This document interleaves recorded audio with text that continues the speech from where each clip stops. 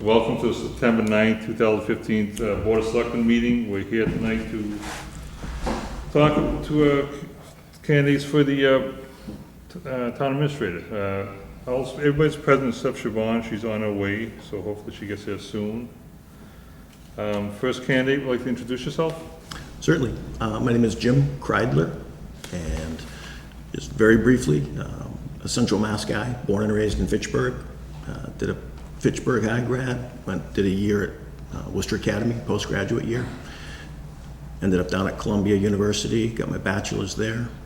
Did my master's in public administration in Worcester at Clark. And all I've ever done in my professional career is public service at the local level. Starting with the mayor, working as a town administrator after that, town manager after that, and here I am before you this evening with a keen interest in your position of town administrator.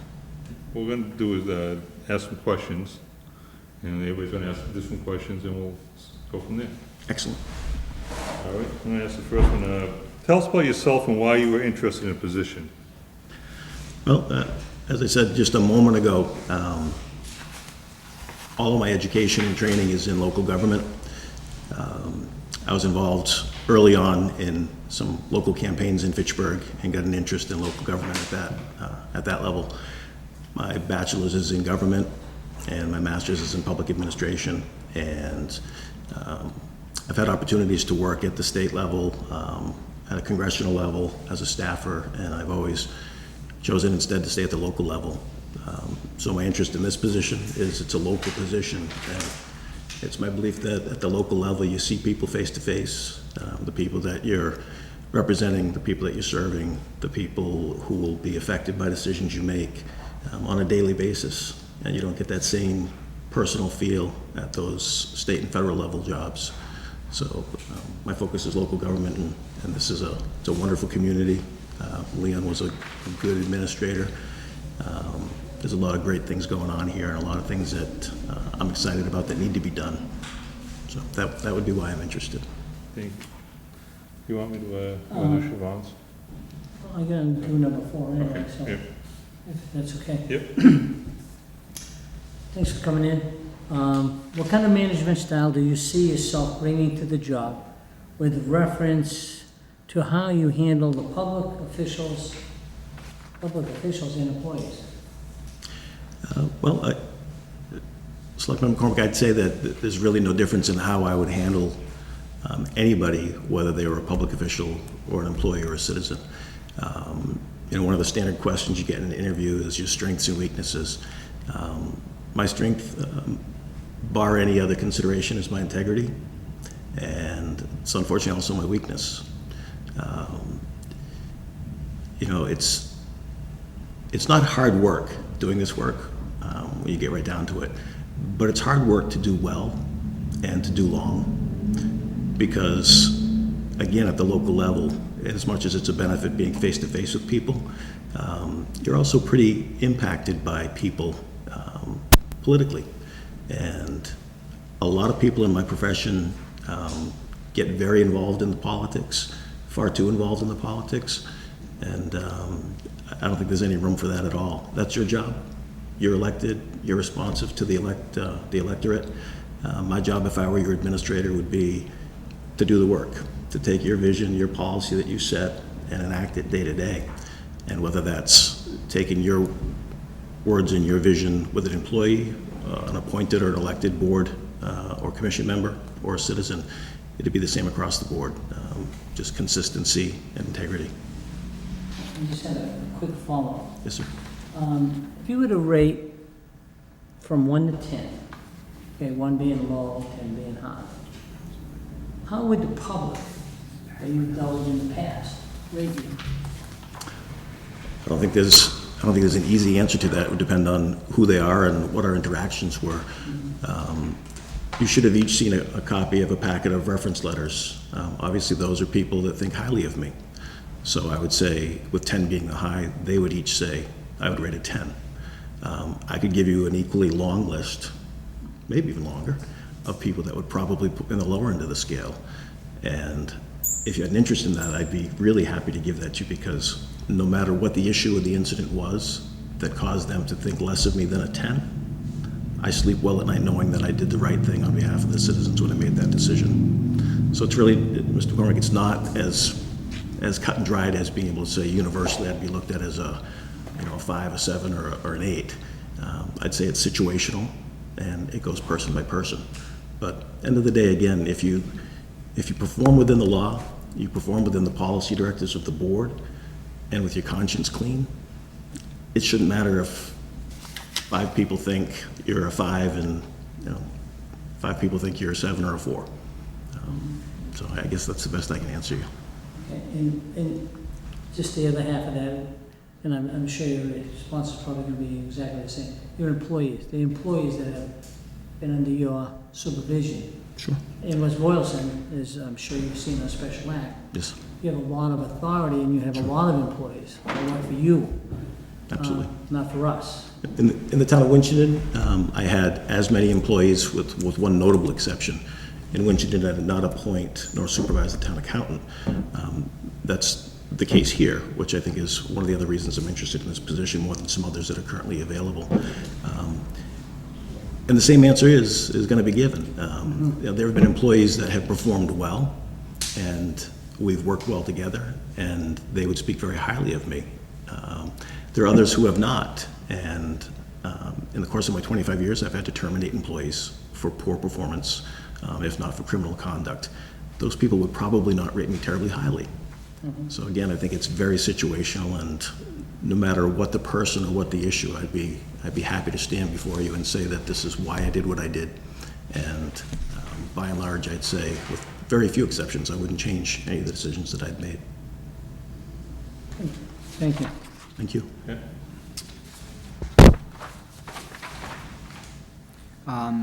One of the big question I have for you is, obviously you read your cover letter, we know what happened in the town of Winchendon. Sure. Understanding that you had nothing to do with the medical insurance piece, there is, I have dated July of 15, Division of Local Services, I'm assuming you've seen that report as well. I have. The excerpt from it says, many of these management letter findings became more severe due to a lack of budget monitoring by the former town manager. I'd just like to hear your comments. Absolutely. And this goes back to a comment that I made a moment ago regarding the firewall in the government structure in Winchendon between the CFO and the CAO. One of the things that was problematic in Winchendon was the fact that there was that clear line between the two positions. The select board appointed those two and those two only. For my 15 years in Winchendon, I had the privilege of serving with 3 town accountants, 2 of whom I did very well with, the last of which not as well with. She's a very competent town accountant, had previously served in town as the town treasurer collector, so she knew both sides of the finance positions.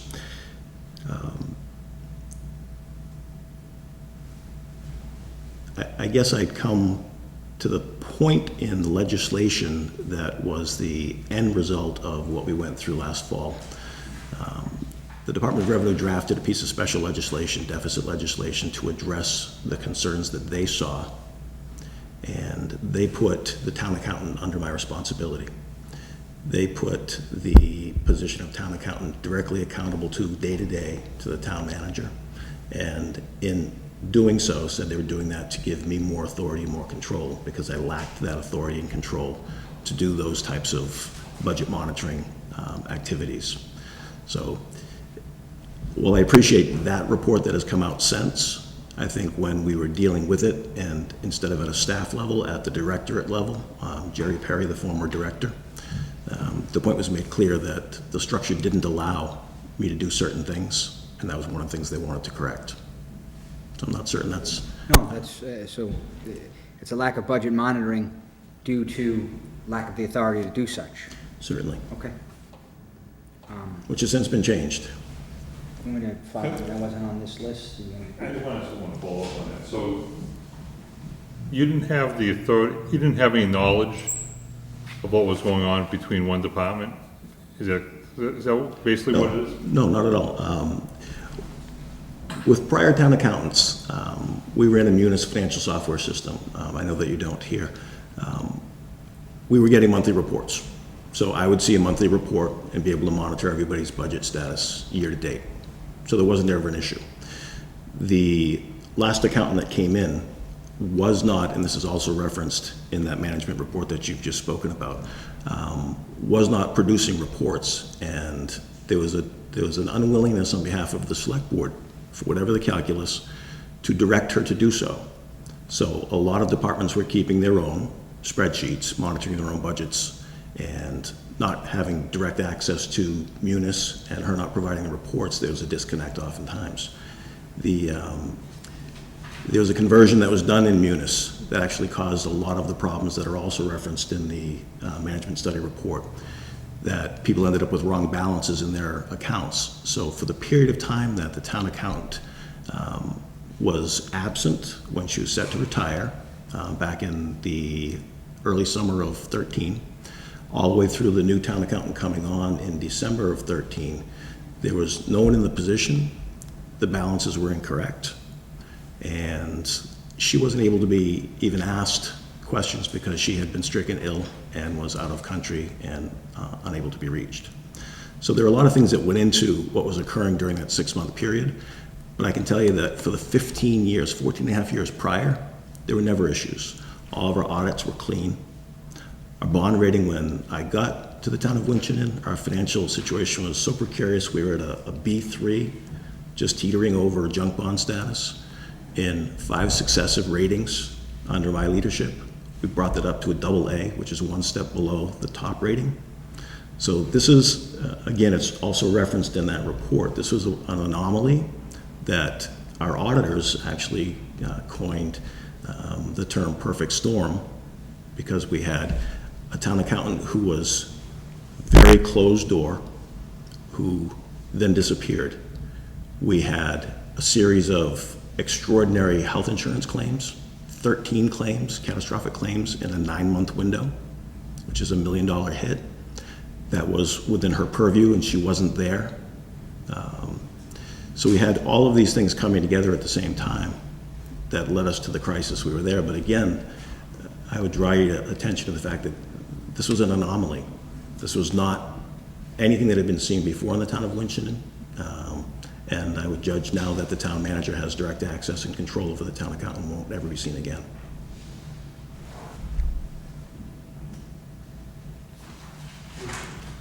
Your question next? Well, I mean, On that no, we can just go on to the next one. Yeah. I get probably a little easier question. How do you communicate with coworkers? Would you prefer that your interaction be formal or informal? Again, these are interesting questions because it depends. I've worked for members of a select board that didn't do email, didn't want it. They wanted direct communication. They wanted face-to-face. I work for others that were working 60, 70 hours themselves and preferred email because at 2 in the morning when they had a moment, they could pop an email open and they could respond. The same with employees. So working up the chain, I would definitely communicate in the way that you would ask me to communicate with you. So if it's a daily meeting, if it's a weekly meeting, if it's email, if it's telephone, whatever your preference, that's how we would do things. Going down the chain, it's a little tighter. You need to have documentation of your communication. My preference is email because you have date, you have time that is stamped, and a record of the communication. So in terms of accountability, both for me in doing my job and for an employee beneath me responding and doing their job, you've created that paper trail and that file for a record. So it depends. Right. Going up, you tell me how you want to talk, and that's how we would talk. How does your experience qualify for this position? I mean, is it overrated, underrated, this position in this town? I think this position is very similar to the position in Winchendon. I mean, it's called a town administrator here, but the special act, the statute, is actually more aligned with what you would see as town manager positions in the Commonwealth than town administrator positions. You mentioned it earlier on with the number of employees that are being appointed by this position and responsibility to supervise all those people. So in terms of my experience, I've been a chief of staff to a mayor. I've been a town administrator the more traditional, which is not an awful lot of appointing authority, but recommendations to the board, and not a lot of budget authority, but recommendations to the board. And then I've been a town manager, where I've had all of that, with the exception of the town accountant. And how does West Boylston compare? It's all of that plus the town accountant. So there are no loose ends, no pieces to get away. You have direct authority and responsibility for the organization, and that's why I'm interested. Me. Where am I here? Give an example or examples of how you've handled difficult situations. Well, Pick some situation sure. and let's do this one. Let's do the thing with this whole money thing. How'd you handle it? Well, it was interesting. Perfect. It's interesting. Over the course of 15 years in Winchendon, I faced a lot of issues that were very trying, very difficult. Always try to keep focus on the work, try to not take things personally, and try to just make certain that all the I's are dotted and the T's are crossed. Being responsive to the board above, supportive of, but directive to the employees below. Have I always done perfectly well at that? Absolutely not. But using this example, this last 6-9 month window, I had the opportunity in the fall when the board approached me to renegotiate my contract, to exercise a provision in my contract to walk away. Everything had just hit the fan. The health insurance trust had blown up. I could have exercised a clause in my contract, taken a year severance out the door, 6 months notice and a year severance out the door, beginning June 30th. I chose not to do that. I chose instead to work with the board, and they offered to renew me for 3 years, and I offered to accept and stay for several reasons. I could see that a critical mass in the community had already come together, people that over 15 years that had an interest in me not being there. That's just the reality of the business. But I had a couple things I had to get done, which is why I chose to stay and not leave right away. I needed to repair the problem, which I did. The deficit reduction plan that DOR required of us, the DOR accepted and adopted as the path forward, was mine. I drafted it, I submitted it to the select board for approval, comments from the school committee and the finance board, and ultimately DOR accepted it. The deficit legislation, I negotiated that with DOR. So the provision in there about the town accountant being responsible, the town manager, I took care of that problem. 5 years earlier, I had made the recommendation to the select board to fix that, because I had seen with the new person in the position that it wasn't going to be the best operation. The board, again, for whatever it's thinking, did not choose to do that. The last thing about the deficit legislation that I needed to try to get done before leaving was, we had just authorized a police station project for $2.75 million, fire ladder truck for $850,000, and a library project in part as a debt exclusion for $350,000. If we went into the marketplace to borrow those funds with what had happened with the health insurance trust, our AA bond rating would have tanked instantly. I was able to negotiate into the deficit reduction plan that all of those pre-authorized, pre-existing obligations got treated as qualified bonds under the full faith and credit of the Commonwealth. Not only did that keep our bond rating at AA, which is where it still is, but it also saved the taxpayers about $1.7 million in interest rates, because we got the note for 0.5%, which even at our AA we wouldn't have seen. So how did I handle it? I kept my nose down. Slings and arrows, torches, pitchforks. I mean, it was ugly. Could have bailed, but I didn't. Got the work done, cleaned the thing up, and then decided to go. Okay. A sense of humor helps too, Mr. McCormick. I mean, A sense of humor helps too.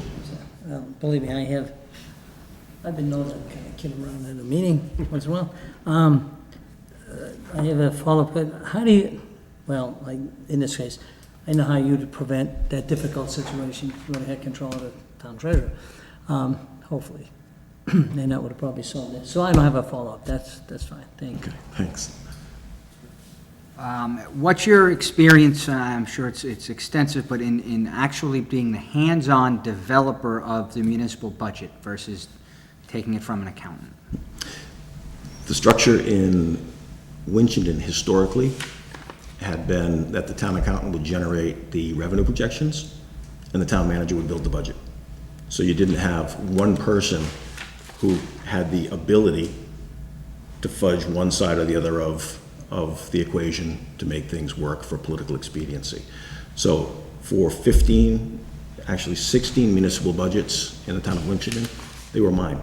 I built them from ground up, and again, with the exception of the anomaly that occurred with the health insurance trust, we closed black every year, and it's unfortunate that what occurred in the fall of last year occurred and the way it occurred, because everything leading up to that was nothing but a fine testament to good teamwork and strong financial management. Follow-up is, explain your priorities in creating your town's annual budget. Sure. My priorities in creating budget had always been what the board's priorities were. The budget, in essence, is nothing more than the biggest policy document that you have every year. It dictates the path forward for the coming year. The Select Board in Winchendon and AIR here in West Boylston are the chief policy body. So you'd lay out policy, broad framework of where you want the town to go through goals and objectives. I mean, there's some things that aren't going to change year to year. You know that you're going to have streetlights, you're going to plow snow, you're going to have, a library. But around the edges on where the adjustments will take place, that'd be coming from you.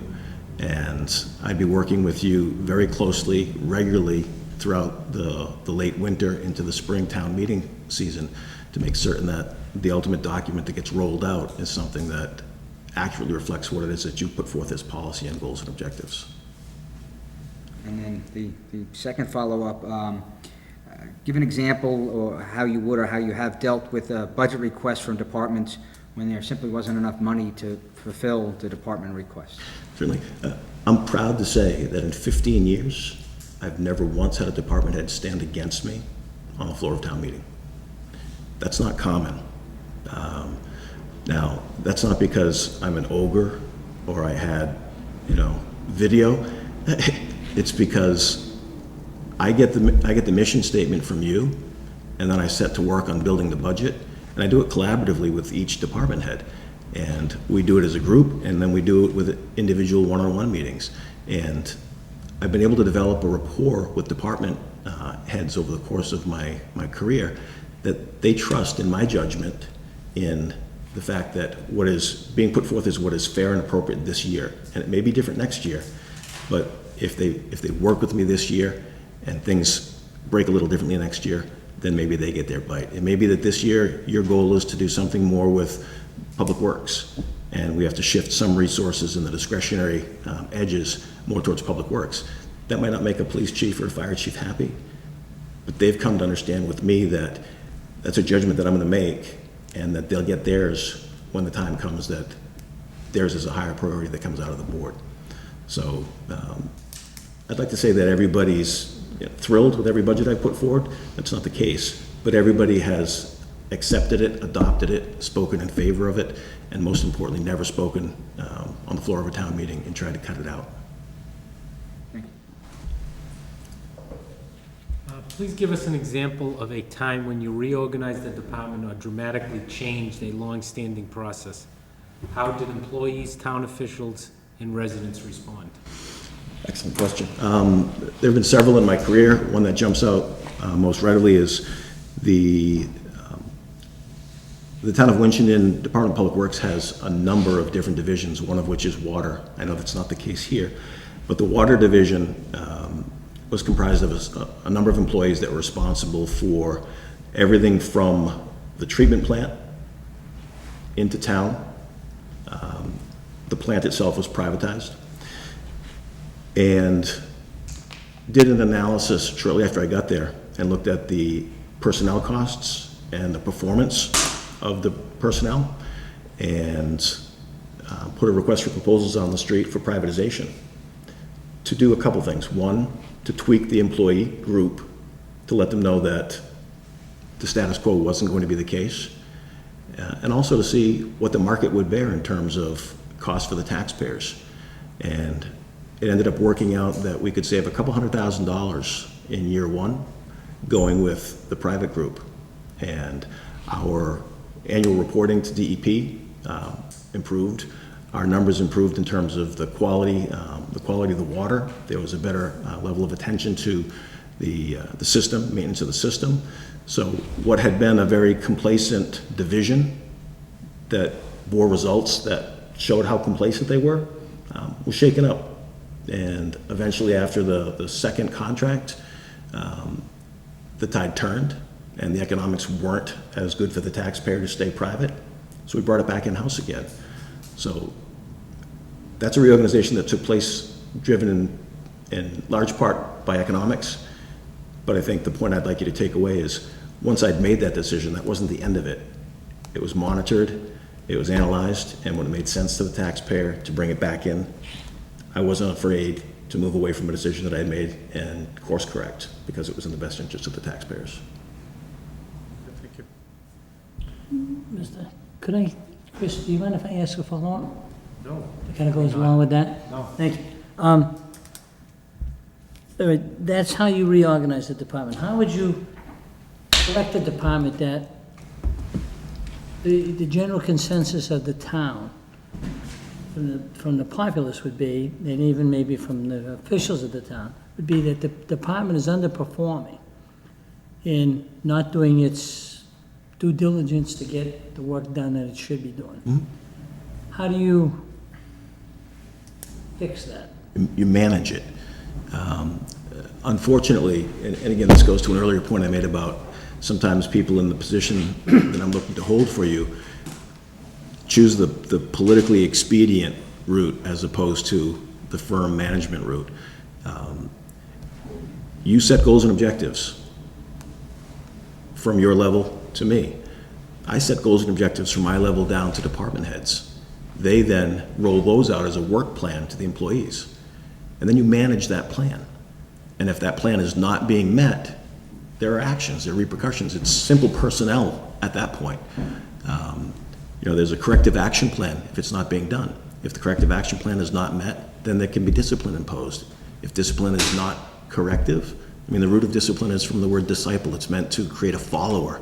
You're not trying to hurt them, you're trying to get them to follow the plan. If after all efforts they can't follow it, you terminate the employee. And that can be the baseline employee, it can be the department head, anywhere in between. But you have to manage the situation. You can't just trust, unfortunately, that everybody is in this for the right reason, to serve well, to serve long. Sometimes that's not the case. So it would be my job as the town administrator to make certain to manage that. I guess, and I'm sorry, just one more if I can. So if we have a department that it's perceived that it's not performing, but you believe, and I believe, that it is performing, but the general populace thinks they're not performing at all. What do you do? We're failing. You and I are failing at that point, because there needs to have been. Well, I never fail. But there needs to be a regular public dialogue about what it is we're doing and why we're doing it. This is public service, so they're the public, we are the servants. So if we have a work plan, you're the chief executive elected board, you set the policy. If people disagree with the policy you've set, then they can vote you out. But if you've set the policy, and I can demonstrate that I've rolled it out in terms of goals and objectives with that department head, and that they have met those goals and objectives, then we have data that we can share with the public to say, I understand why your perception might be that XYZ employee is not, holding up their end of the bargain, but these are the facts. This is the work plan.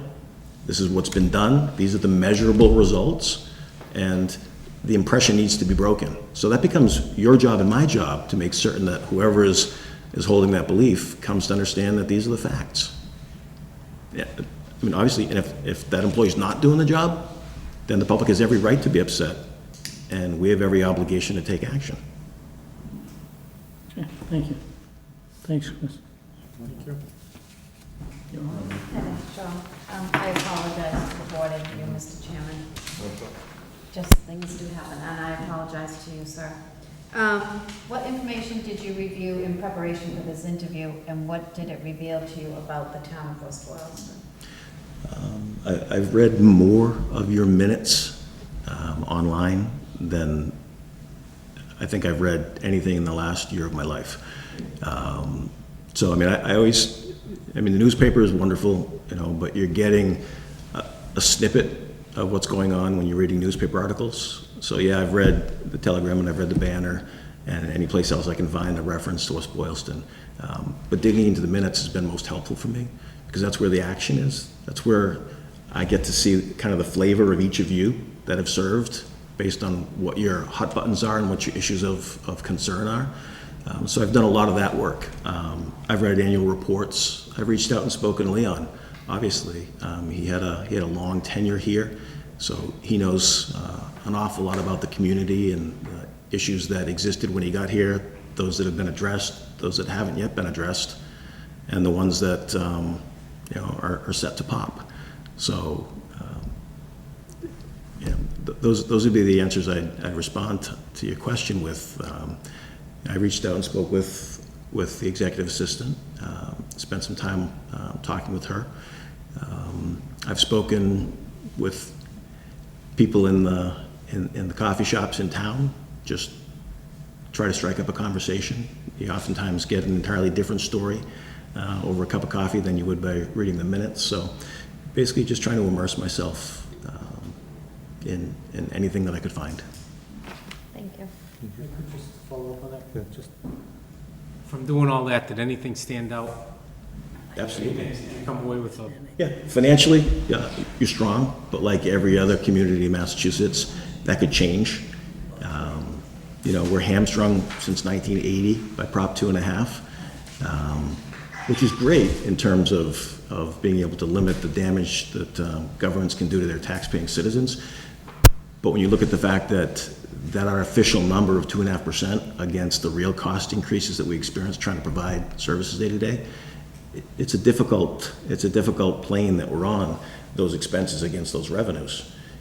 So it forces us to be more creative, which is a good thing. So the types of things that I see that are of interest to me right now in West Boylston, I think the Public Works Department is a curiosity to me. I'm not quite certain the tenure of a recent director having left, the foreman in the acting position right now. I gather that the MMA Consulting Group, Mark Morris's group, is going to be doing a management study and a staffing plan. That's great. I've worked with Mark before. He's very, very competent. But that's an area that I think is very interesting that I'd like to get my head around a little bit.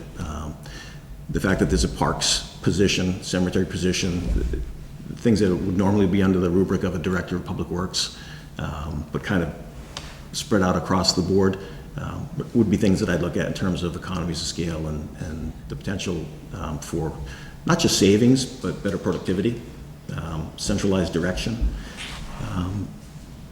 I think the fire department is an interesting point right now in its trajectory. You know, Chapter 150E is very clear about what you can and can't say when employees have signed union cards with the consideration to unionize.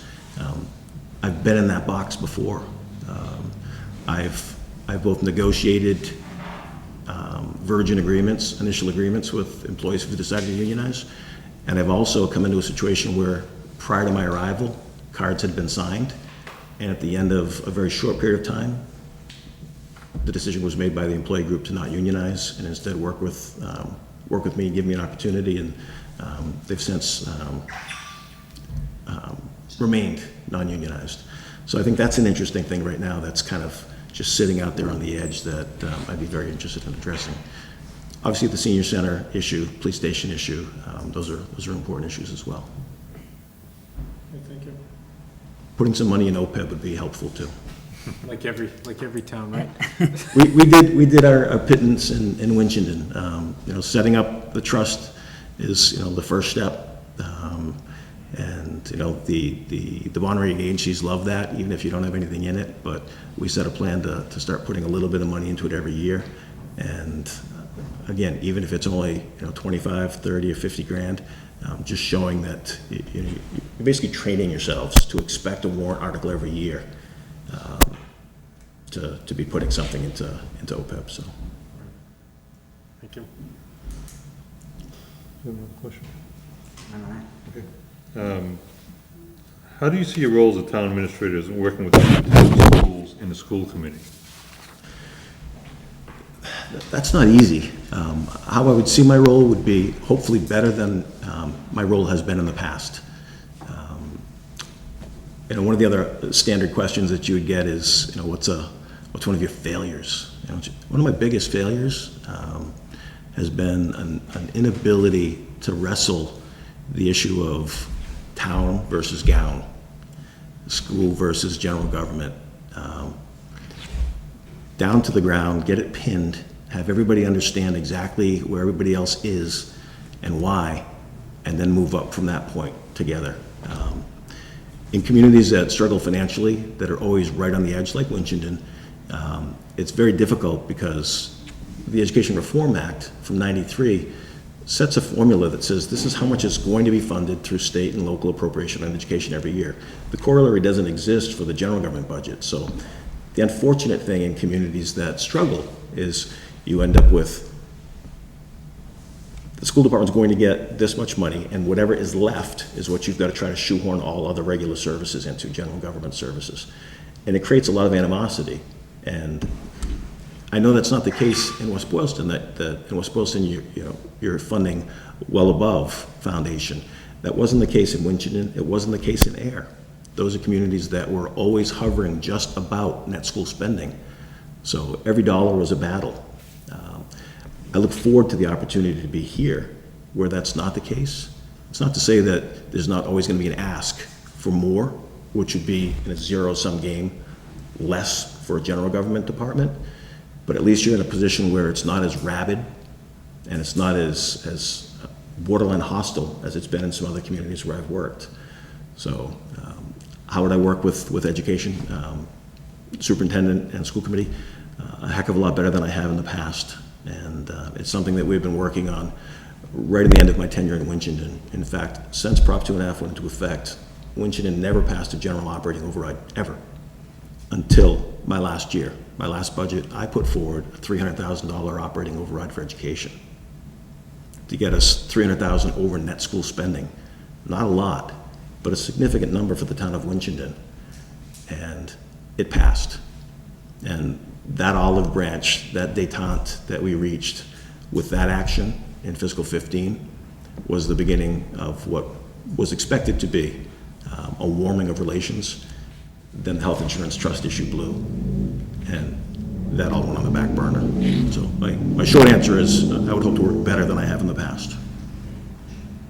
Brian, do you have a follow-up? No. I just want to, what was the budget in Winchendon? Roughly 36 million all in. That's good. That's all I need. Thank you. Did we miss any of the first? I got a couple. Good. I got a bunch, yeah. Yeah. Okay. I know you've already answered this question. Yes, you have done it in your past experience. Have you had to terminate anyone? Sure. I know the answer is yes, but what's the process that you followed in order to make that determination to terminate? And again, it's situational. If an employee walks in to the local diner and slaps a citizen, they're going to be terminated. There's no need for there having been progressive discipline. I mean, that's an extreme action that is worthy of an immediate discharge. Performance issues can also lead to a termination, but those aren't immediate. Those are things, to go back again to the root of discipline, disciple, create a follower. You put an action plan and say, employee XYZ, you're not performing to the level that's expected of you, and this is what needs to be done to correct that. Then you monitor it at 3 month, at 6 month, and annually. And if there's failure to correct the behavior and improve the performance, eventually discipline is imposed progressively. If at the end of a period of progressive discipline, there's still no improvement, then there's a termination. So there's not a one-size-fits-all. So if it's something egregious, illegal, it can be immediate. If it's performance-related, it takes longer But again, it goes back to the communication style about documenting everything. Why I prefer, at least down into the organization, to do things electronically, because I've been in arbitrations where I've been representing the town, not there with counsel, but representing the town, where my files, my record has been the thing that has prevailed in the case, because you have to have a papered file that shows you've made every effort to salvage that employee. That was my follow-up is, did the town face any legal repercussions for the termination? Sounds to me like you, in the instances they did, you had the proper documentation? We did. There's one notable example where we prevailed in an administrative hearing before the Civil Service Commission and lost in a civil court action.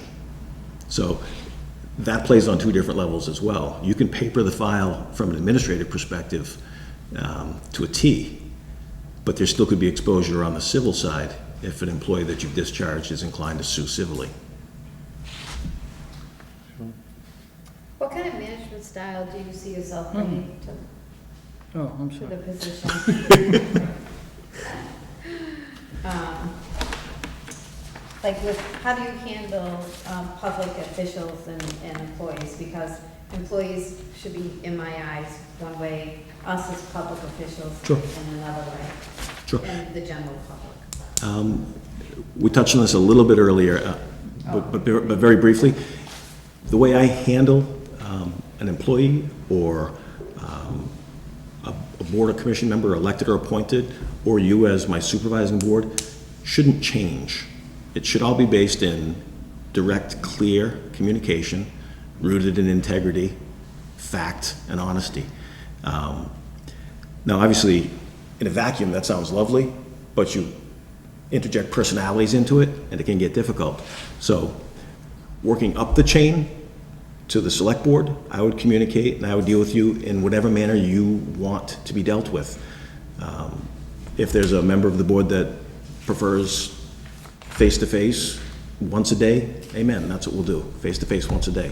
If there's somebody that wants just electronic and don't bother me, so I can, as a selectman, digest things on my own time, 2 in the morning if necessary, then that's how I'll deal with that person.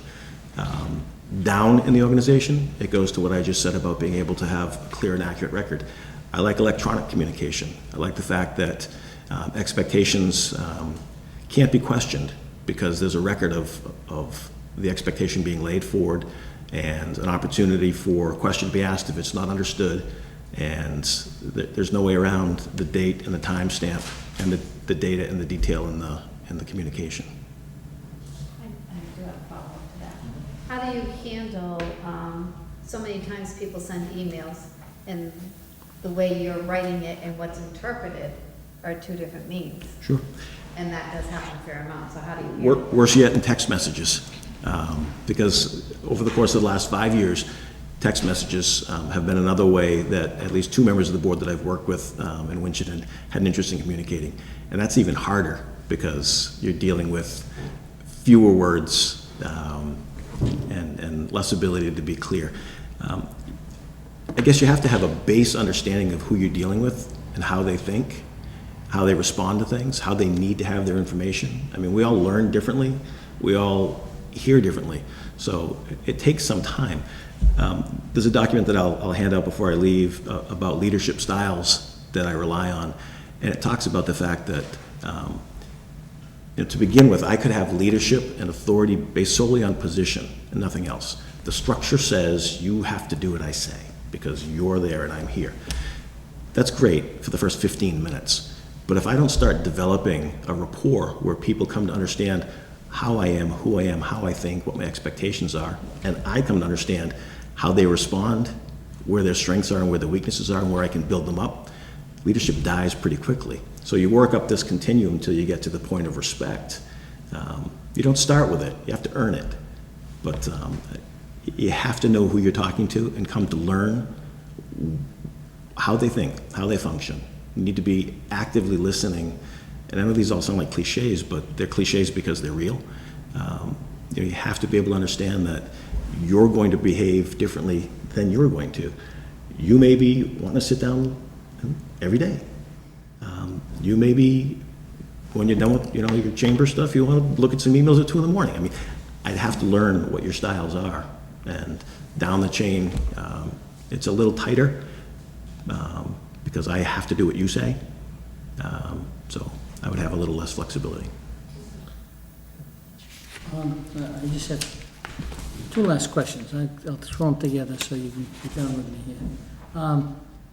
This should be a quick one. How long do you expect to work for us if you're hired? I'm a little bit freakish in that regard, because the average tenure is about 4 years for a town administrator or a town manager. I've been 5.5 years, 5.5 years, and 15 years. So I would stay, if given the opportunity, as long as you would have me, and as long as I'm not losing my mind. And, Couple weeks? on which part? That's Another way of saying it, Mr. McCormick, is I'll be 50 years old. I've got 25 years in the system. I can retire in 10 years and have a nice pension to protect my wife and I and our children into my golden years. So I'm looking to work another 10 years in this public sector, whether it's in one place, 3 places, 2 places, situations will dictate. But the last thing I'd be interested in doing is taking a position and leaving before I ever, come to understand where the bathroom is. You don't want to go through this process again. So you need to be sure that whoever you're going to pick has an interest in staying and has the track record to show that they do stay. See, I'm a little concerned with that answer, because I don't want to do this in 10 years again. Second time. No. And my last quick question. What kind of social events do you attend in the community where you were employed? Sure. Again, people are different in how they do this stuff. I know town managers and town administrators that go to the Kiwanis and go to the Lions, and on a Wednesday night they're having martinis with people in the community. I've never drunk a sip of alcohol in the community I've been working. I know that seems really strange. I mean, maybe even more you, given your business. But nothing, in my experience, nothing good comes from socializing on a personal level, which alcohol, I think, brings. Now, in terms of social events, I think the expectation should be that I would be the face of the day-to-day administration. So if it's a parade, or if it's in Winchendon we had competitive plays in the schools, we had the Santa sleigh ride and the Easter Bunny egg hunt. Those are all things that I did. Those are places that I was and events that I attended, because the people in the community that are paying the freight need to see a level of commitment and engagement in the community. And if you're, bless you, if you're just putting in your hours, behind the closed door, and no one knows who you are or what you're about, and has never had a personal interaction with you, I think it hurts the organization. Great. Thank you, Dennis. That's what I want.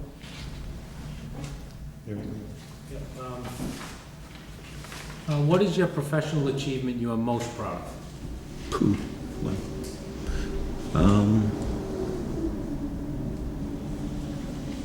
Oh, that's interesting. Short one. In the town of Winchendon, which again is where I spent the majority of my time. In the middle of nowhere, up on the New Hampshire border, no highway proximate to us. From an economic development perspective, we needed to increase the tax base because people were choking. The taxpayers, residential taxpayers, were hurting. So I had the opportunity to get a 10,000-foot view of the fact that we were closest to Route 2 at this location on Route 140. So that's the closest I could get to a semi being able to do goods and services onto Route 2. Piece of land was owned by a private land trust that had frontage on 140 at that location. Got zoning changed to make that commercial industrial. The town had a piece of land in the middle of the woods that was surrounded on 3 sides by that land trust. So they had an interest in the town's piece of land. The town had had it since '38, took it in tax title. No one had ever stepped foot on it. Meant nothing to us. worked out a negotiated land swap with that land trust, went to town meeting, got it approved. Presto changeo, we now have acreage proximate to Route 2 on 140 with frontage in a commercial industrial zone.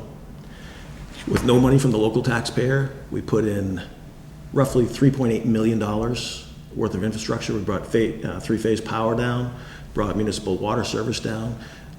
Those are both with redevelopment authority money and with a USDA grant. And then we got an EDF grant from the state to put in the roadway and the infrastructure up into the industrial park. We now have roughly 100 acres of private land that's available for development, roughly 70 acres that the redevelopment authority purchased that's available now. And most importantly, the lead tenant that we brought in just last year was a company that goes back to the 1960s in the town of Winchendon that was being courted to go to Leominster. It's a plastics company, Milec, they make street hockey equipment. They had a great opportunity to go to Leominster.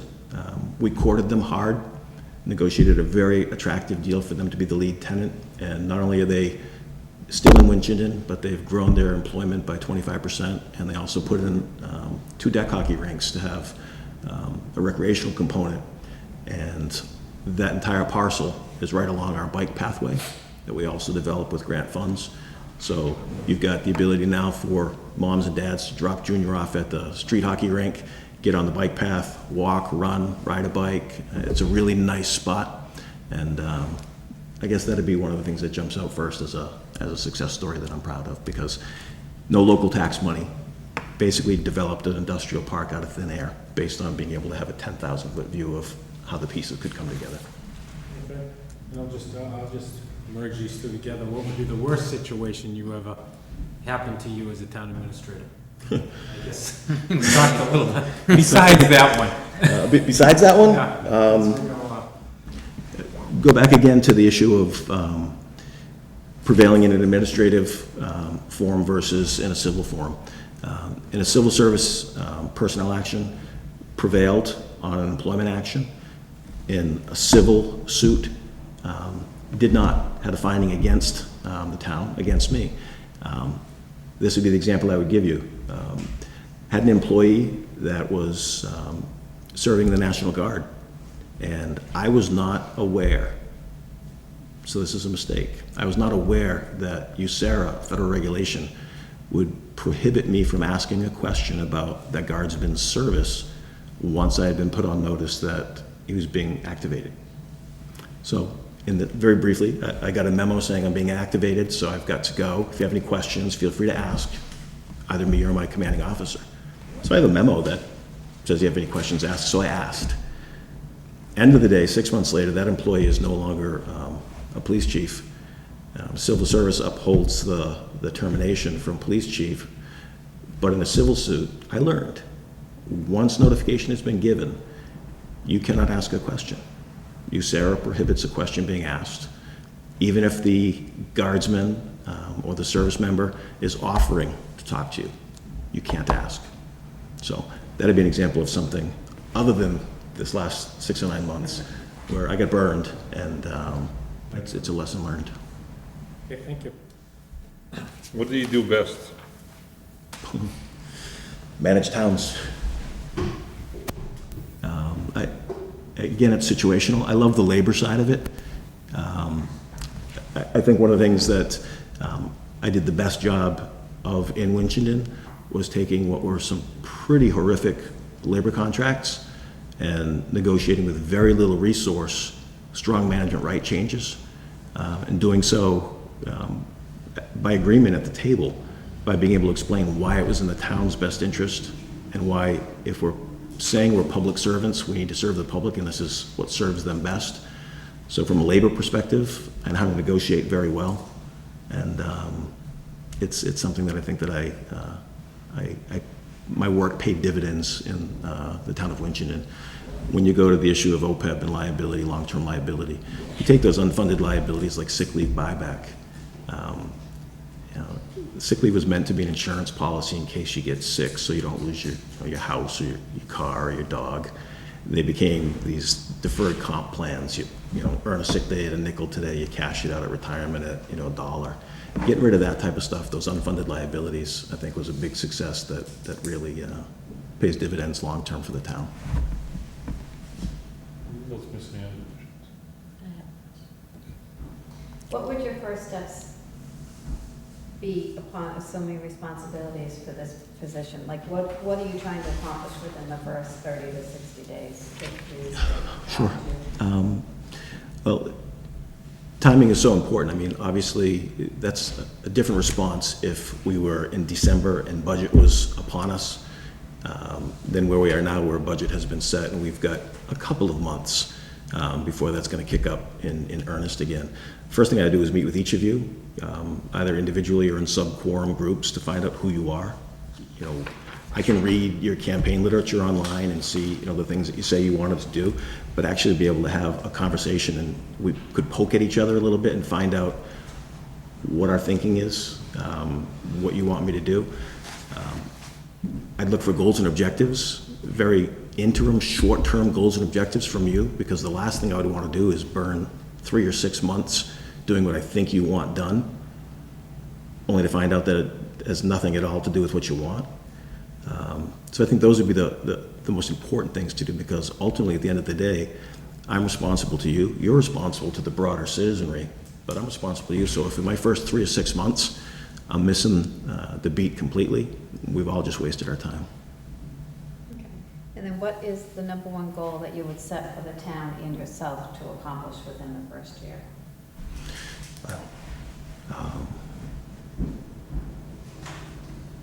I mean, it's easy to say the number one goal is to have a successful town meeting where budget gets adopted with, you know, some vigorous debate, but with little change because it was so well thought out and well planned and bought into by everybody along the way.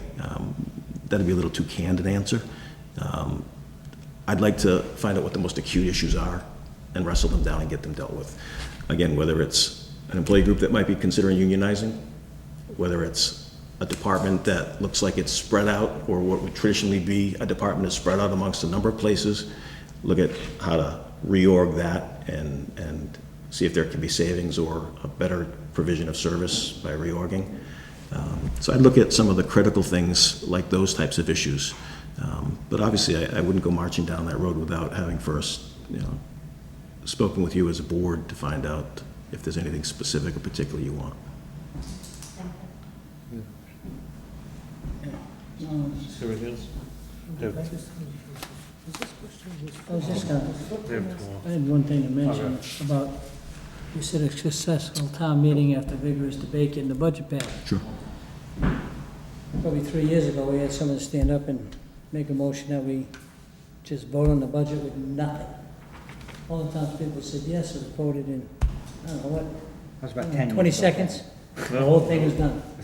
I've had those. So it's, I mean, we don't have a lot of vigorous debate, because you, or whoever, Did the work. has it all settled when we prepare. Yeah, I mean, and you should. I mean, there should be a process in place where, again, you're laying out policy directive that serves as, you know, the budget is the biggest policy tool. So I've got to build a budget based around your policy goals. I work with department heads to get buy-in, and if not buy-in, initially at least understanding that comes to buy-in. Work through the finance committee to make certain that there's satisfaction on their level. And then by the time you roll it out after public hearing, it's almost pro forma. I mean, we've had budgets in my 15 years that have gone through without a scratch, without a peep.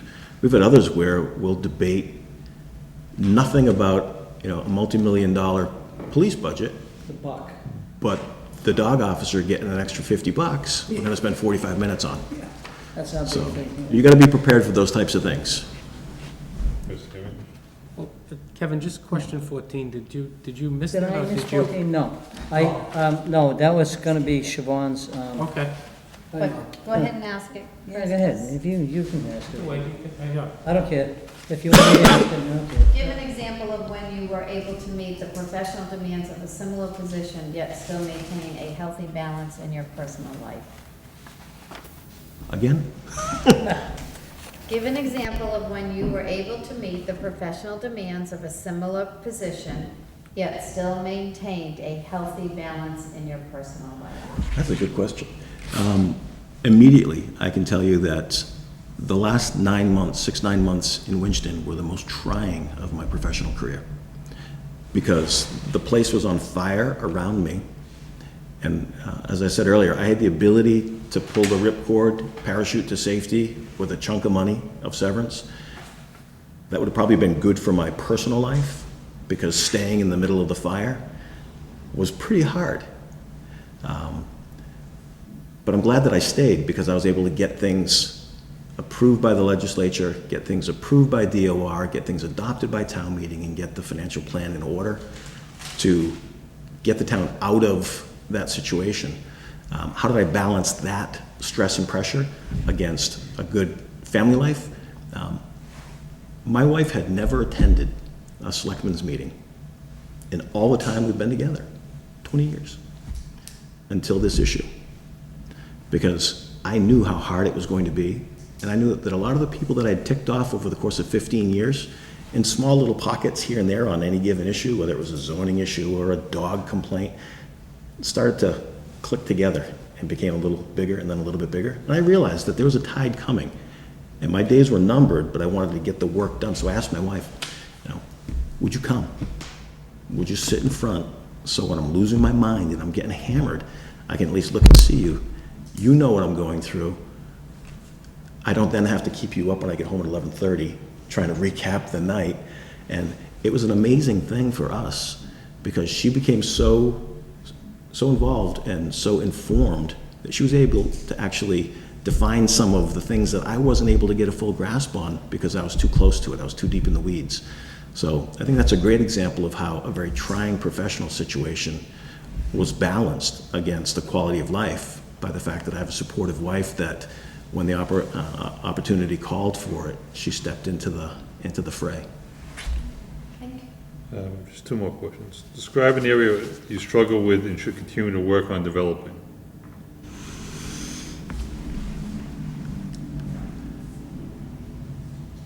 I'd say I struggle with the fact that I love this work philosophically. I touched on that earlier, that I like working at the local level where you're seeing the people that you're serving. I struggle with the fact that not everybody else that's working in local government has the same philosophical love of the work. For some people, it's a job. For some people, it's a job that over the course of time they've become jaded with, and they lose sight of the fact that we are public servants. So I struggle with how to bring people back into focus with the mission. It's easy for me because I bleed it, I feel it, to recognize that some people don't, and try to find a way, again, looking at people and how they think and what they feel, finding a way to motivate them to come back into the mission. So that would be something that I struggle with. Okay, and last one. Do you have any questions for us?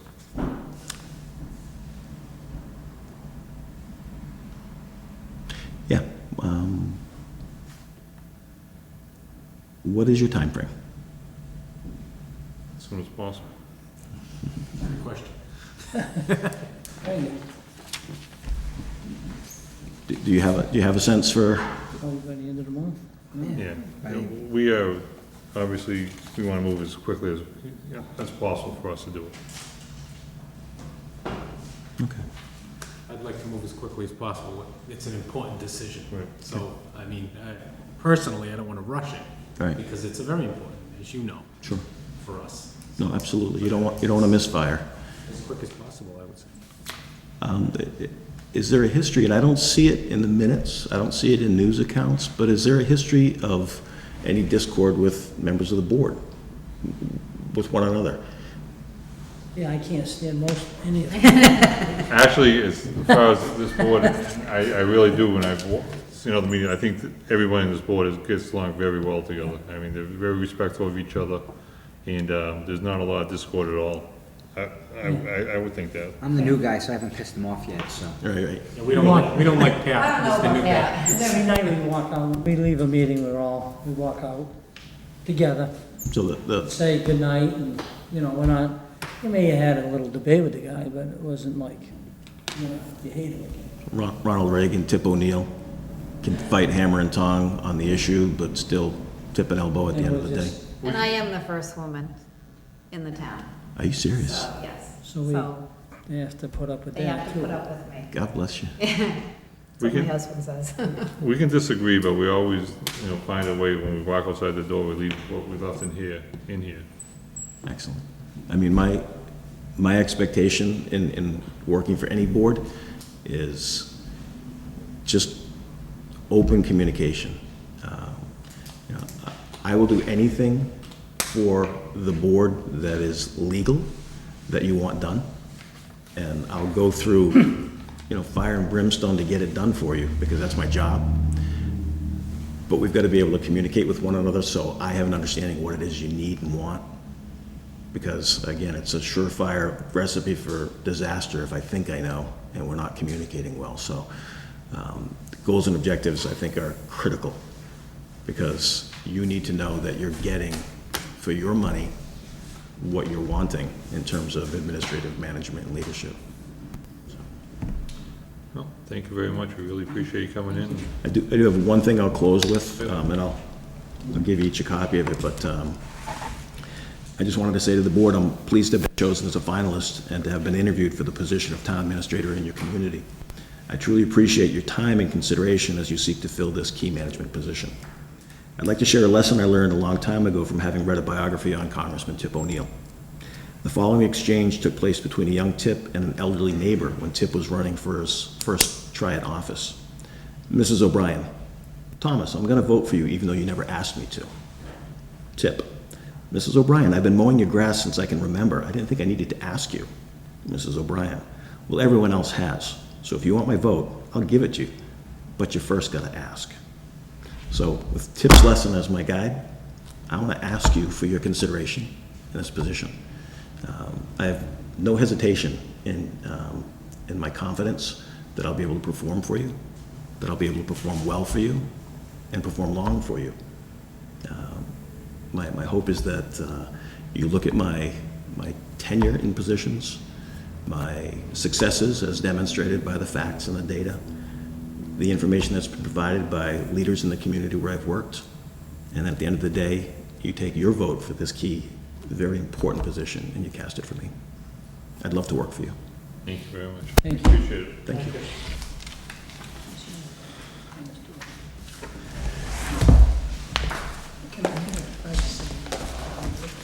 Take a 5-minute break, please. Thank you very much. Have a good night. Thanks for coming in. Thank you very much. Appreciate it. Thank you. Thanks a lot. Welcome me first, all right? Yeah. Yeah. In my house. No, just here. Hey.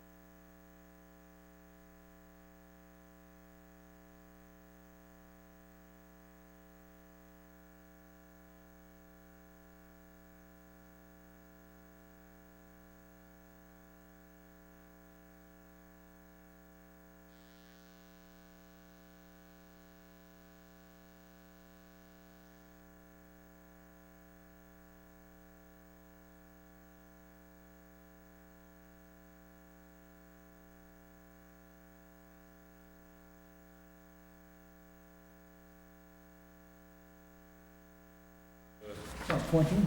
Andrew Sheehan is first up. Let's introduce yourself, please. Hi, my name is Andy Sheehan, the current town administrator for the town of Townsend, lifelong resident of Acton, Massachusetts. Thank you. We have some questions we're going to ask you, then we'll go from there, okay? Okay. Please tell us about yourself and why you're interested in this position. Well, I've been town administrator for 5 years in Townsend. Been working in local government for about 21 years.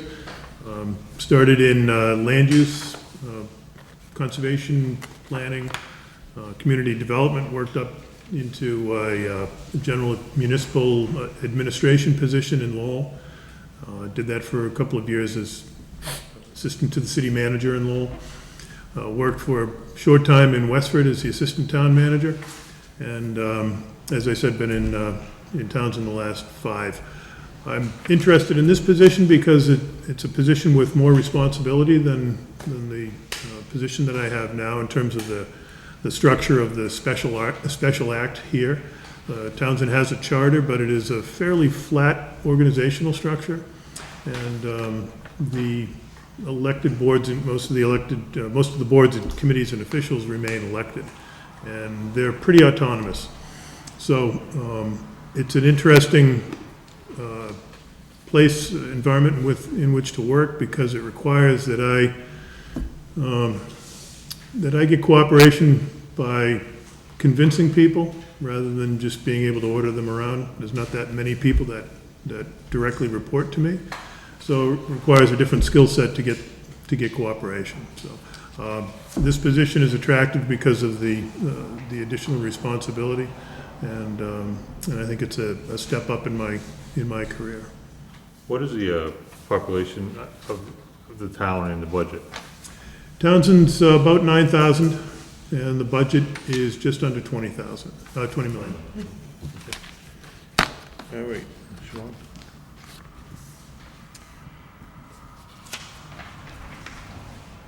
Yes. No, I'm I just just trying have to a follow-up. decide which one I want to do first. Nobody cares if we go. No, we don't care. Correct? Okay. So what would be your first step upon assuming responsibility for this position within your first 30 to 60 days? First thing I'd want to do is get around and meet everybody, meet all the employees, meet all the boards and committees, meet all of the external players, whether it's Chamber of Commerce, local business folks, school department, staff, school committee, any of the sort of non-governmental players that have a role to play. Just really get out there, let people know who I am, get to know people so I get to know who they are. Any new town administrator is sort of an unknown quantity, so I have to earn the respect of everybody in the community in order to be effective. So that's the first thing that I would do. I think that's the most important thing to do.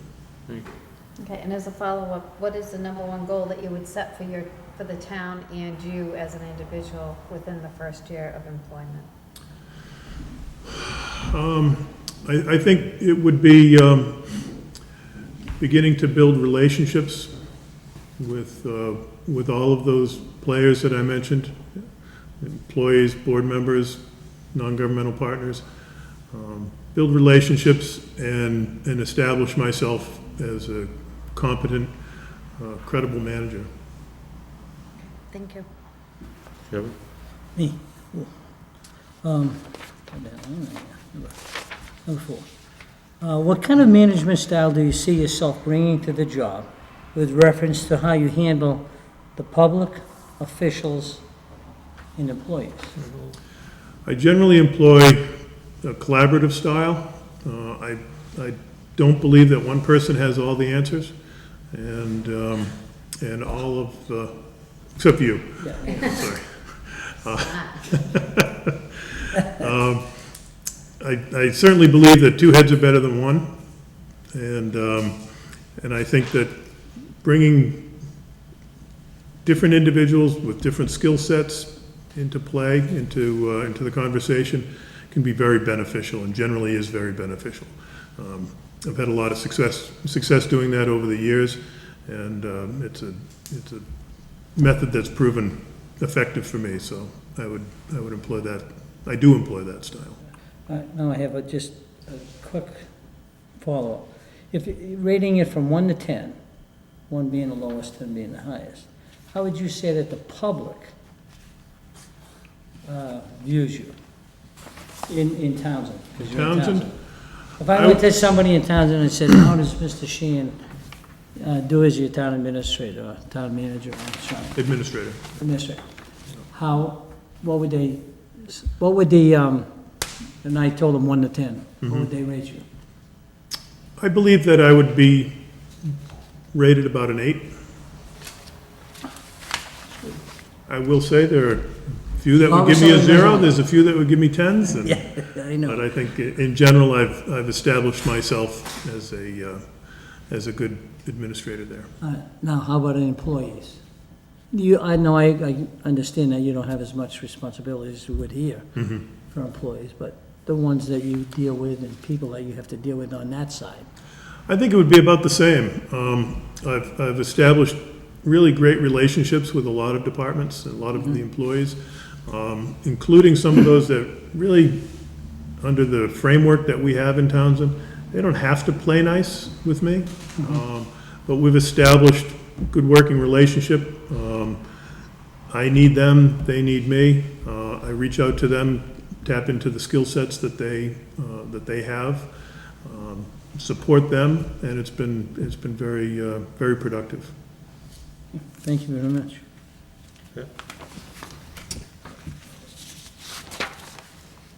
What's your experience with developing municipal budgets? That's my job, one of my jobs in Townsend. We don't have a CFO or a finance director there. So that's a responsibility that falls on me. I use the expertise of my finance team in developing the budget every year, treasurer, collector, accountant, assessor. Also rely heavily on the finance committee and the Board of Selectmen for policy direction and input from them. But it's up to me to prepare a budget that is balanced for the Board of Selectmen and the Finance Committee to consider. When you're developing a budget, what are your priorities in putting that budget together? Well, in general, there are sort of 3 priorities of public sector budgeting. There's public safety, public works, and public education. And so we look at that. We've also benefited from donations of a local business person who gave us a library, a senior center, and a public works garage, and is in the process of building us a fire EMS headquarters. Does you want to move here? Do they want to move into? Wow. Everybody wants a piece of them, and we are fortunate. And they've done this all in the backs of plastic containers. Sterilite Corporation is our largest employer, and they're a competitor with Rubbermaid and Tupperware, and their headquarters is in Townsend. They've been there for about 40 years. They've given back very generously to not only Townsend, but to other communities in the area. So that's changed it's given us opportunities that we wouldn't have otherwise had. I've occasionally pointed out to people that in the 290-year history of the town has yet to build its own library, has yet to build a senior center. We've had 2 libraries given to us, and so it's really incumbent upon us to take care of those donations and not only take care of the physical plant, the physical buildings, but also staff them appropriately, so that we're giving the community all that we can for those buildings. So it's forced some change, but we manage with a fairly modest fire EMS department. We run ALS, but we only have 4 full-time employees, so it's not so different from West Boylston. A lot of on-call and per diem, about a dozen sworn police officers, and a modest highway department. We're not a DPW or a highway department with separate water, cemetery, and facilities. So we run a lean ship, and it's always a struggle to satisfy all the demands, but we do the best we can, and I think we've been pretty successful. And then can you give an example of how you deal with a budget request from departments when there's just not enough money to fill that department budget request? Yeah, we had that this year where we had requests that far exceeded what we had available for funding, for revenues. And so we had to make some hard decisions as we got down to the last few months before town meeting. And the departments that were affected, in this case, it was primarily the library and the senior center that were looking for additional funding for more hours to run their operations. And they had the full support of me, they had the full support of the Board of Selectmen. And we essentially had to level service fund them for this year. They had their opportunity to make their case, to make their pitch. They felt like they got an even shake, that they got a fair chance at it, and they understood that the support was there, but that the funding just wasn't there. So they didn't necessarily like the outcome or the answer that we had to give them, but they accepted it because of the process that we had in place and their participation in the process. And we essentially promised them that if we have, if we free up funds going forward, whether it's in the fall at special town meeting or next year, that we would revisit that, and we hope to do that still. Thank you. Chris? Can I do a follow-up? Okay. Sorry, just before you go. Yep. Okay. You said you get all these fantastic gifts from these companies. So how would you see the town functioning without these gifts being given to the town? Because that's huge on the budget impact, obviously. Yeah, what really the benefit that it has given us, in addition to just the stunning beauty of these buildings, because the Library Senior Center is really remarkable from an architectural standpoint. But it's freed us from long-term debt, because we would have had to do a 20 or 30-year borrow for these projects. Our senior center was running out of a storefront in a small strip mall, and the library was in about, 4,000 square feet, 5,000 square feet, in a building that remains unoccupied, probably shouldn't have been occupied because of air quality and handicap accessibility, completely inaccessible to people with disabilities. So it really saved us from a number of long-term expenses. Okay, thank you. Thank you, Jamie. Okay. How would you communicate with coworkers? Would you prefer that interaction be formal or informal? I generally tend toward informal.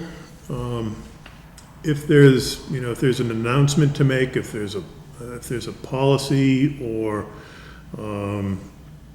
something having to do with a town meeting, I'll do that on a more formal basis, either through a broadcast email or through a memo.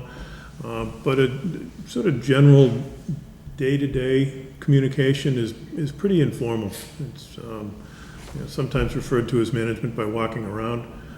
We're a small organization, so especially at town hall, it's easy for me to sort of make the rounds and see how everybody's doing.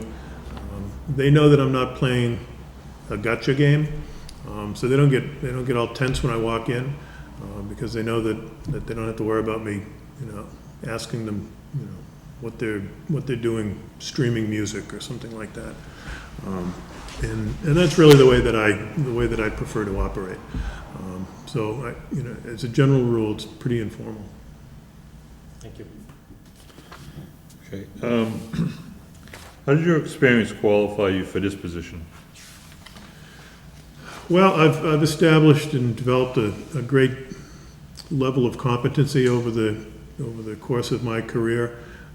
Having worked in a number of areas in municipal government, from land use and community development up through general management, I've got a broad understanding of how a lot of different parts of the organization work. And also working in a small community, a community that's not very different from West Boylston. My hands are really on everything.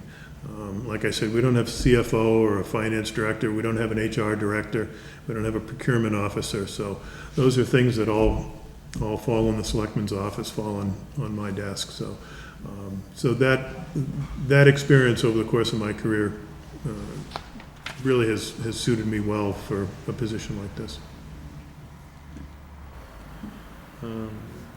Sure. What kind of management style are you comfortable using?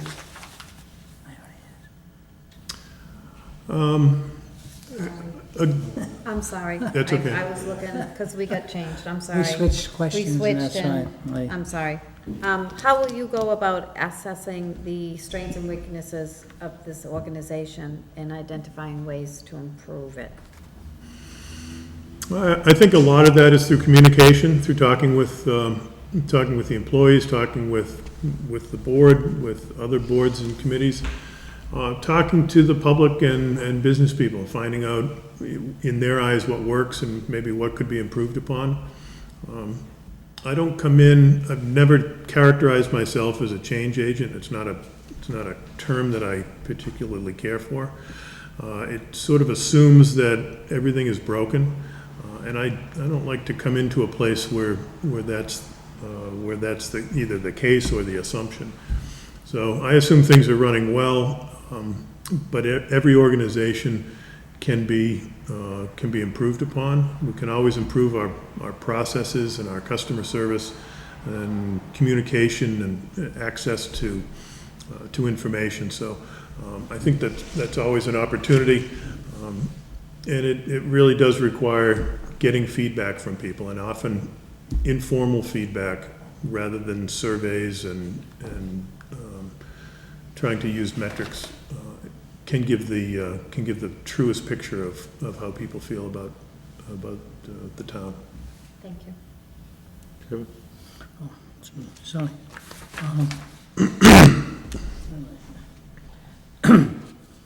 Give an example of how you've handled difficult situations. Well, they're all different. I've had difficult personnel situations. I've had difficult budget situations. We had a difficult budget year a couple of years ago, particularly difficult budget year in I think it was fiscal 2013, where we're part of a three-town regional school district, K through 12. There was in the town meetings for the three towns, there was the base budget article, which included a sort of a base level or level service school appropriation, and then there was a supplemental appropriation on each of the town meeting warrants for additional funding for the schools. And it was contingent in all three towns on an override, Prop 2.5 override. The other two towns, one by 3 votes and one by a little bit more than that, passed the override. Townsend did not. But as part of the regional agreement, if 2 out of the 3 towns pass an override or pass the budget, all the towns are responsible. So we had to. This was already we were already into the fiscal year, I think, when the vote took place. So we had some work to do to get a balanced budget, and we had over a $400,000 deficit that we had to close. That was our share of that supplemental appropriation, and we were able to do that without layoffs, without reductions in hours. We did it through a number of avenues, with identifying additional revenues that we hadn't tapped before, cutting back on some discretionary spending, cutting back on some things like overtime, and some other areas where we had some some costs that we thought we could squeeze a little bit. And we were successful in doing that. The board decided on 2 additional occasions that year to try for overrides at varying amounts. Each one lost by more than the prior. And so really, I think it was a case of the public getting kind of a combination of things. I think it was also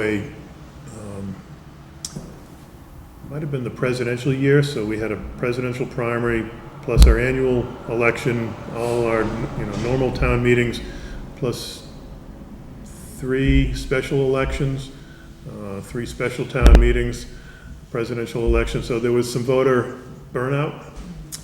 And I think there was also just simply a case of the voters saying, we've spoken, and you didn't hear us, and so we'll tell you again. And so I'm proud of what we accomplished that year. I didn't do it alone. I did it again with the support and the cooperation of the finance team and the finance committee and the Board of Selectmen and others, and the department heads. Department heads stepped up really wonderfully, and some of them said, I don't want to give this up, but you take a piece of this. And that all gets back to the relationship building that I talked about earlier. So it was a really tough situation, but we came through it well. Hit our free cash a little bit that year. Our free cash wasn't as good as it had been prior to that, but we've brought our free cash back up since then. I think we've averaged about $800,000 a year in free cash, which is pretty good on a budget of our size. Okay, thank you.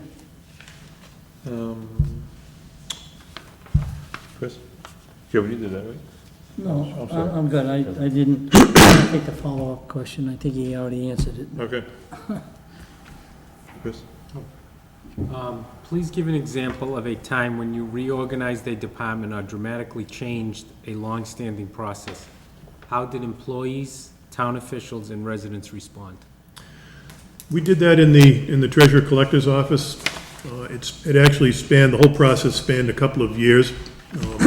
But about a year after I came to Townsend, we asked the Department of Revenue to come in and do a financial management review for us. It's a service that they provide to cities and towns, and one of a number of services that they provide. And one of the recommendations that they made was to convert the collector from an elected position to an appointed position. And the same person was both the collector and the treasurer. She was appointed as the treasurer, that's how the charter is structured, but elected as the collector. And we knew she was getting close to retirement.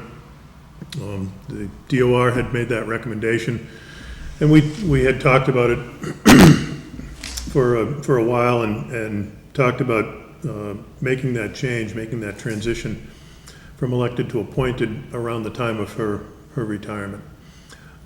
So we brought an article to town meeting, was approved overwhelmingly with her support, I would add.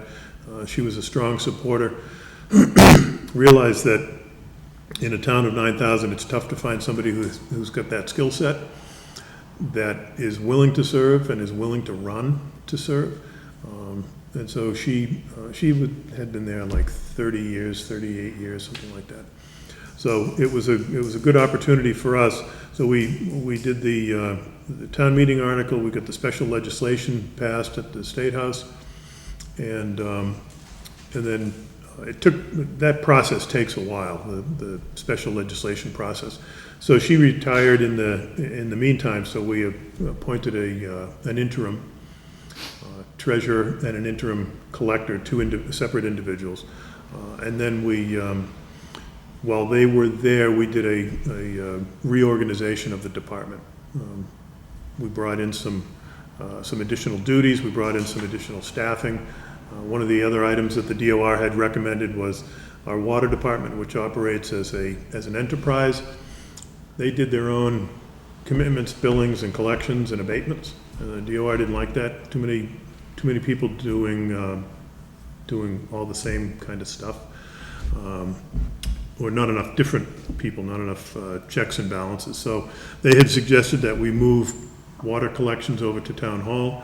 So we did that at the same time, or as part of this reorganization, and that went into effect around April of this year. And there's been some growing pains with it, but in general, it's proceeding well. So we've got a good treasurer collector, we've got good staff in there, willing to work hard, willing to build their skills, and so we're very positive about that. Pat? In your experience in Townsend, have you had to terminate anyone? And if yes, what was the process that was followed? We have, not direct reports to me, but in other departments, but essentially as the personnel administrator, HR director there, I was intimately involved in that process. And we've done a couple of different things. We've done last chance agreements with one or two people, where there's enough to terminate, but maybe we didn't follow all the steps along the way, and so we didn't feel like we had an airtight case to make if it got to arbitration.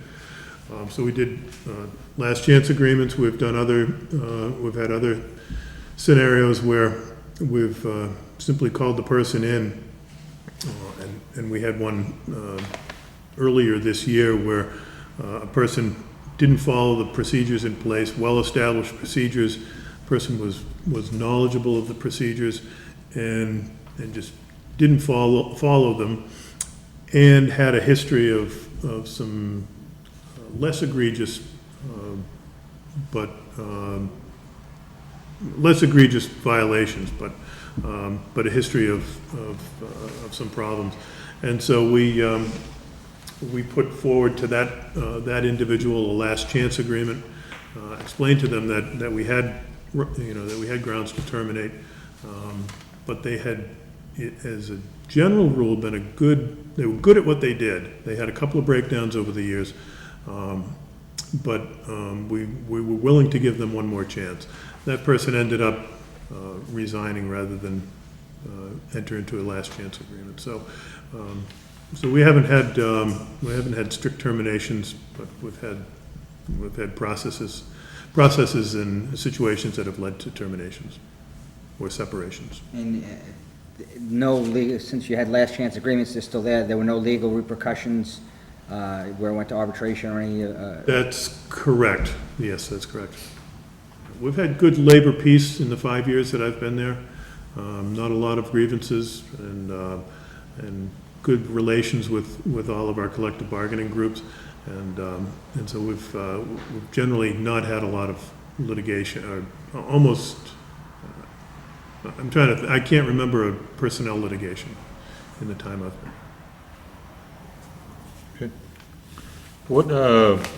What information did you review in preparation for this interview, and what did it reveal to you about our town? Well, the benefits of the internet make a lot of information available. So spend a lot of time on your website, on the Department of Revenue website, other web resources out there.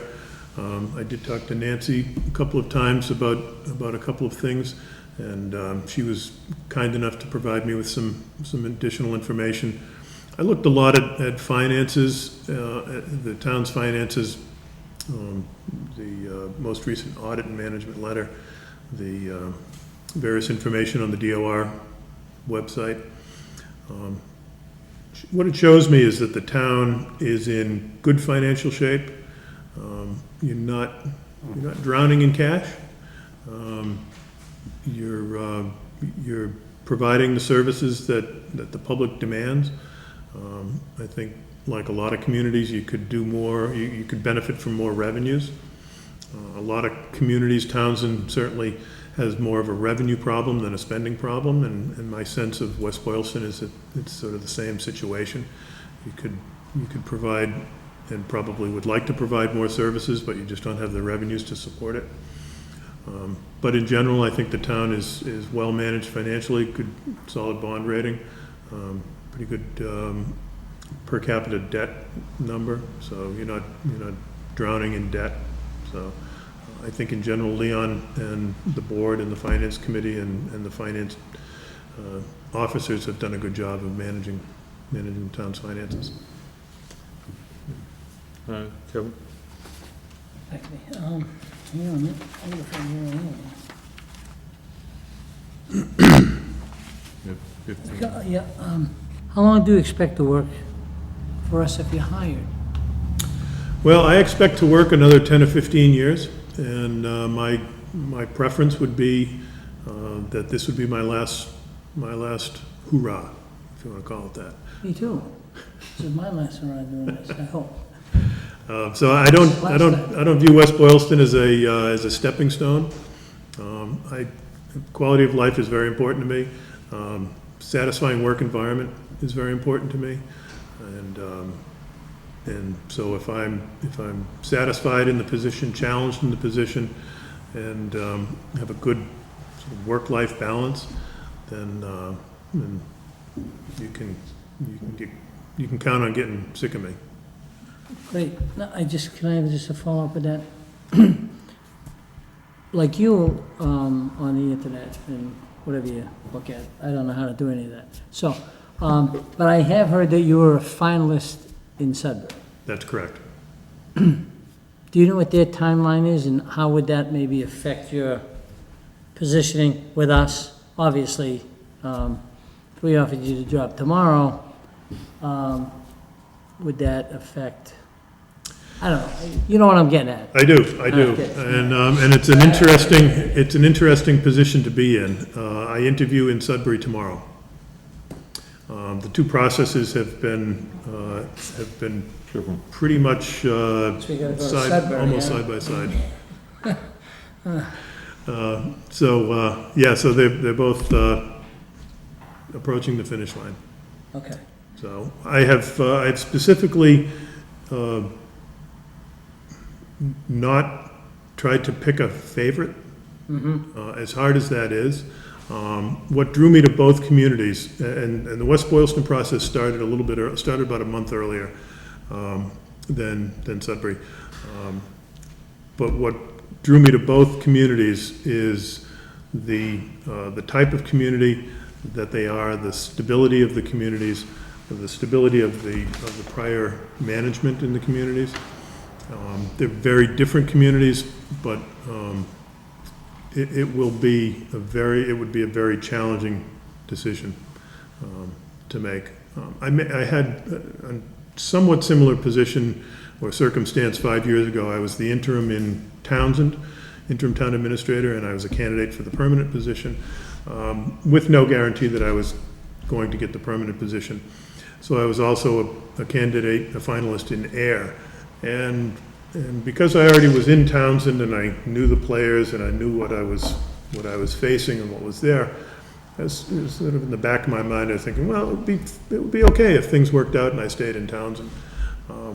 And I think it affected how I approached the other interview. And I had one or two people afterwards who were there, who witnessed it, say, you didn't really look like you were all there, like you were fully invested. And so in this circumstance, I've really tried to not do the whole pros cons thing. Okay, thank you. Can I just ask a follow-up on a question that was asked earlier? What information did you review in preparation for your interview? Besides the budget issue, did anything else stand out when you read all the stuff about the town? Yeah, the selectmen's policies jumped out at me. The general policies and the finance policies. I spent a lot of time looking at those. They're very well organized on the website, very thoughtfully done, and I think towns would do well to emulate the process or the breadth of the policies that the board has adopted. I think it really helps in the long run, especially with turnover. When you have good policies in place, it helps to guide new members forward so that you don't have big peaks and valleys. In line with that, you see our policies, a lot of our policies had a lot to do with Leon in developing our policy. Is that something that you like to do? I mean, he loved to do it. He had a policy here every week. Right. I do. I'll be honest with you that we haven't been able to do as much in Townsend as I would like in terms of policies. So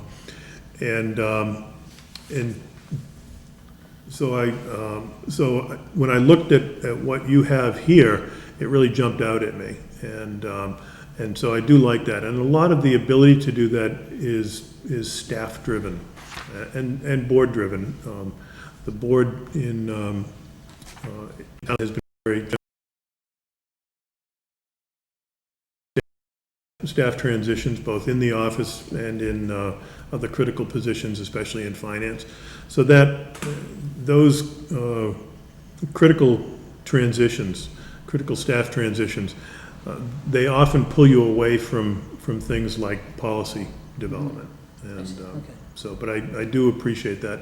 And like I said, it really helps in continuity over time.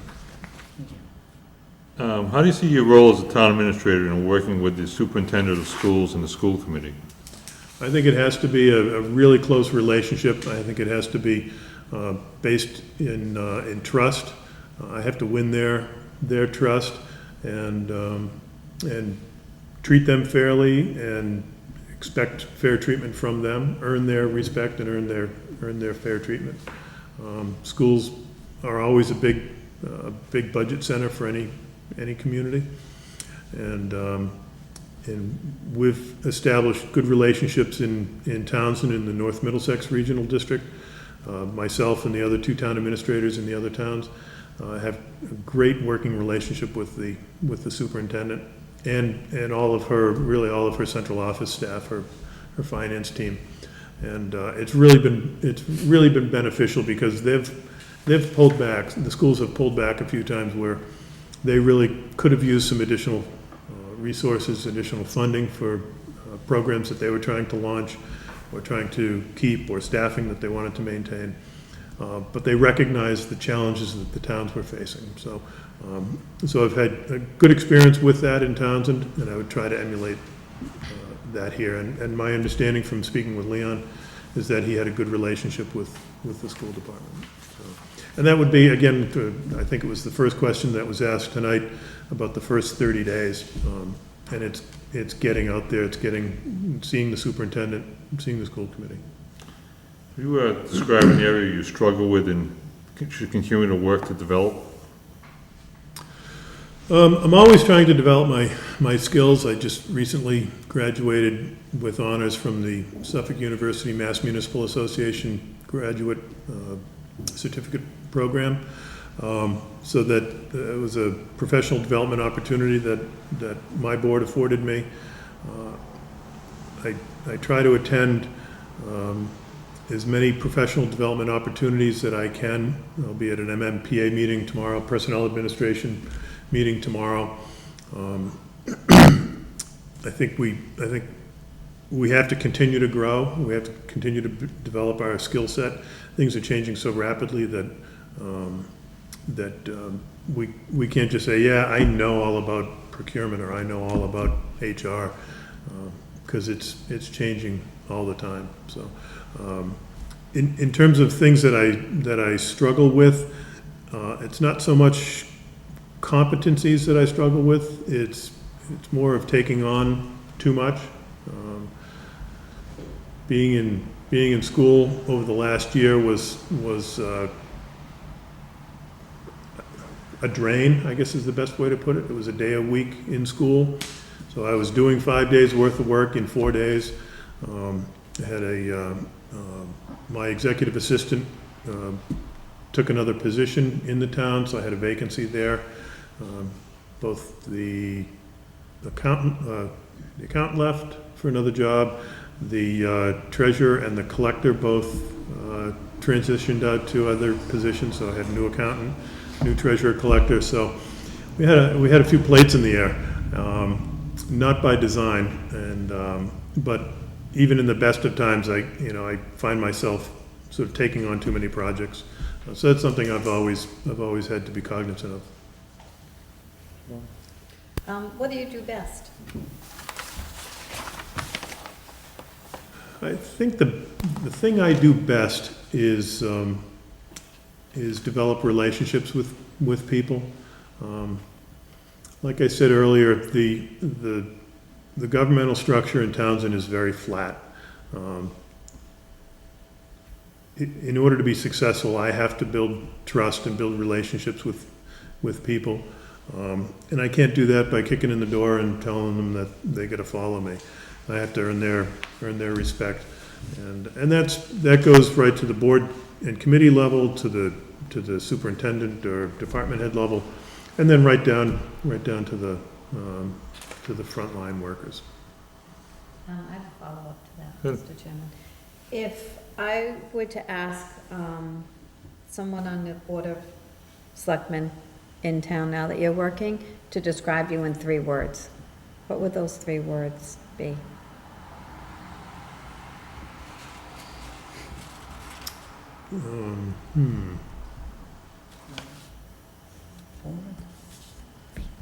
You can negotiate for forward. No, I said 3. Oh, I'm sorry. I would have negotiated. All right, I'll take you up on your 4th word. Willing to It's do your it. question, but I'm just, Willing to do anything. Okay, sorry. I just, All that's all right, right.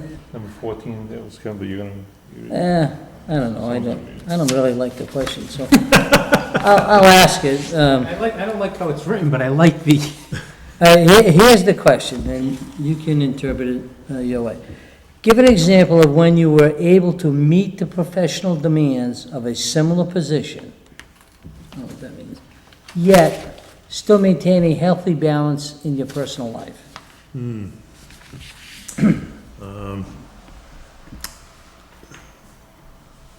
That's a struggle, and I'm not sure that I've found the healthy balance. And I'm always envious of my colleagues who have that balance. There's a lot of demands on our time in these positions, and so it's easy to get stretched thin and allow yourself to get stretched thin. I'm at a different point now, I guess, where my kids are older. My kids are both in New York. One's out of college, one's in college. They don't have the child rearing demands that I had, but it's still, it's still challenging. You don't want to work 60 hours a week all the time. So I'm fortunate to be in a great relationship with a woman that I've been seeing for 4 years.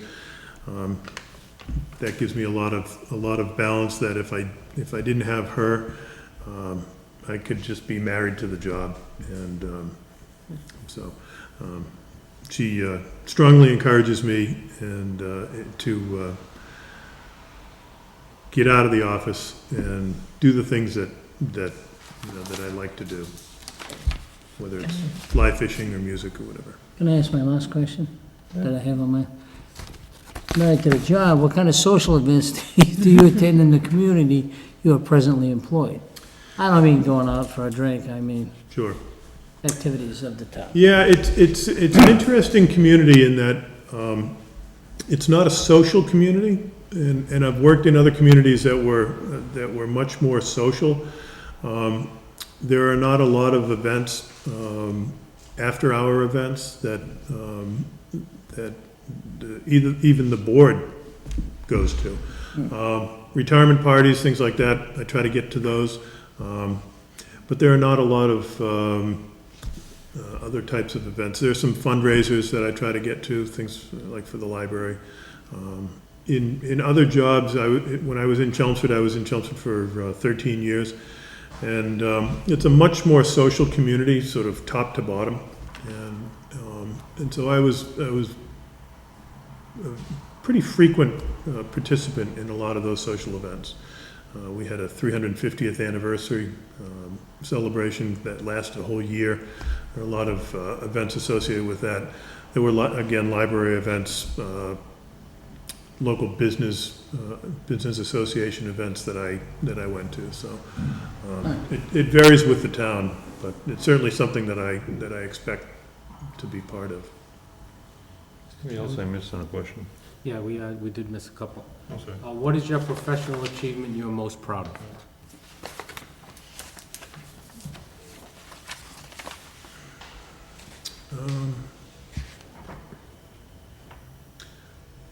Well, I think solving the budget problem in fiscal 13 that I talked about a little while ago, I think that rates pretty highly. I think my financial management of Townsend over the last 5 years, 5 balanced budgets, good free cash, maintained our bond rating, put more money into reserves. I'm very proud of that. It's a town that doesn't have a lot of economic development, and we're overwhelmingly residential. And so it's very challenging to do that, but we've managed to do that. So I'm very proud of that. If I could just, in regards to economic development, what have you been able to do in Townsend? Besides that one big business, you don't have to do anything. Yeah, and I wish I could claim that one. Right. I was involved in the parade in Townsend back in 2008, and I remember them being a very big part of that. Yeah, and it's an interesting story, and I'll keep it brief. They moved to town in the late 60s or early 70s, I think. There was a rail spur that went into Townsend, and so they located right on that rail spur. And like 4 years after they moved into town, and that's how they shipped all their resins in and shipped out all their products. 3 or 4 years after they moved into town, the MBTA shut down that rail spur. And I shudder to think of what their decision would have been if they had been looking around 5 years later and there wasn't a rail spur there, because I don't think they would have looked at Townsend. So we're very fortunate at the timing of that. So economic development's really tough in Townsend because we're so far removed from good transportation networks. We're on at the corner of Route 119 and Route 13. So we're 20 minutes from Route 2, north of Route 2. We're 25 minutes from 495. 20 to 30 minutes from Route 3 in Nashua. So it's not an easy place for businesses to locate and be successful. We've managed to generally maintain our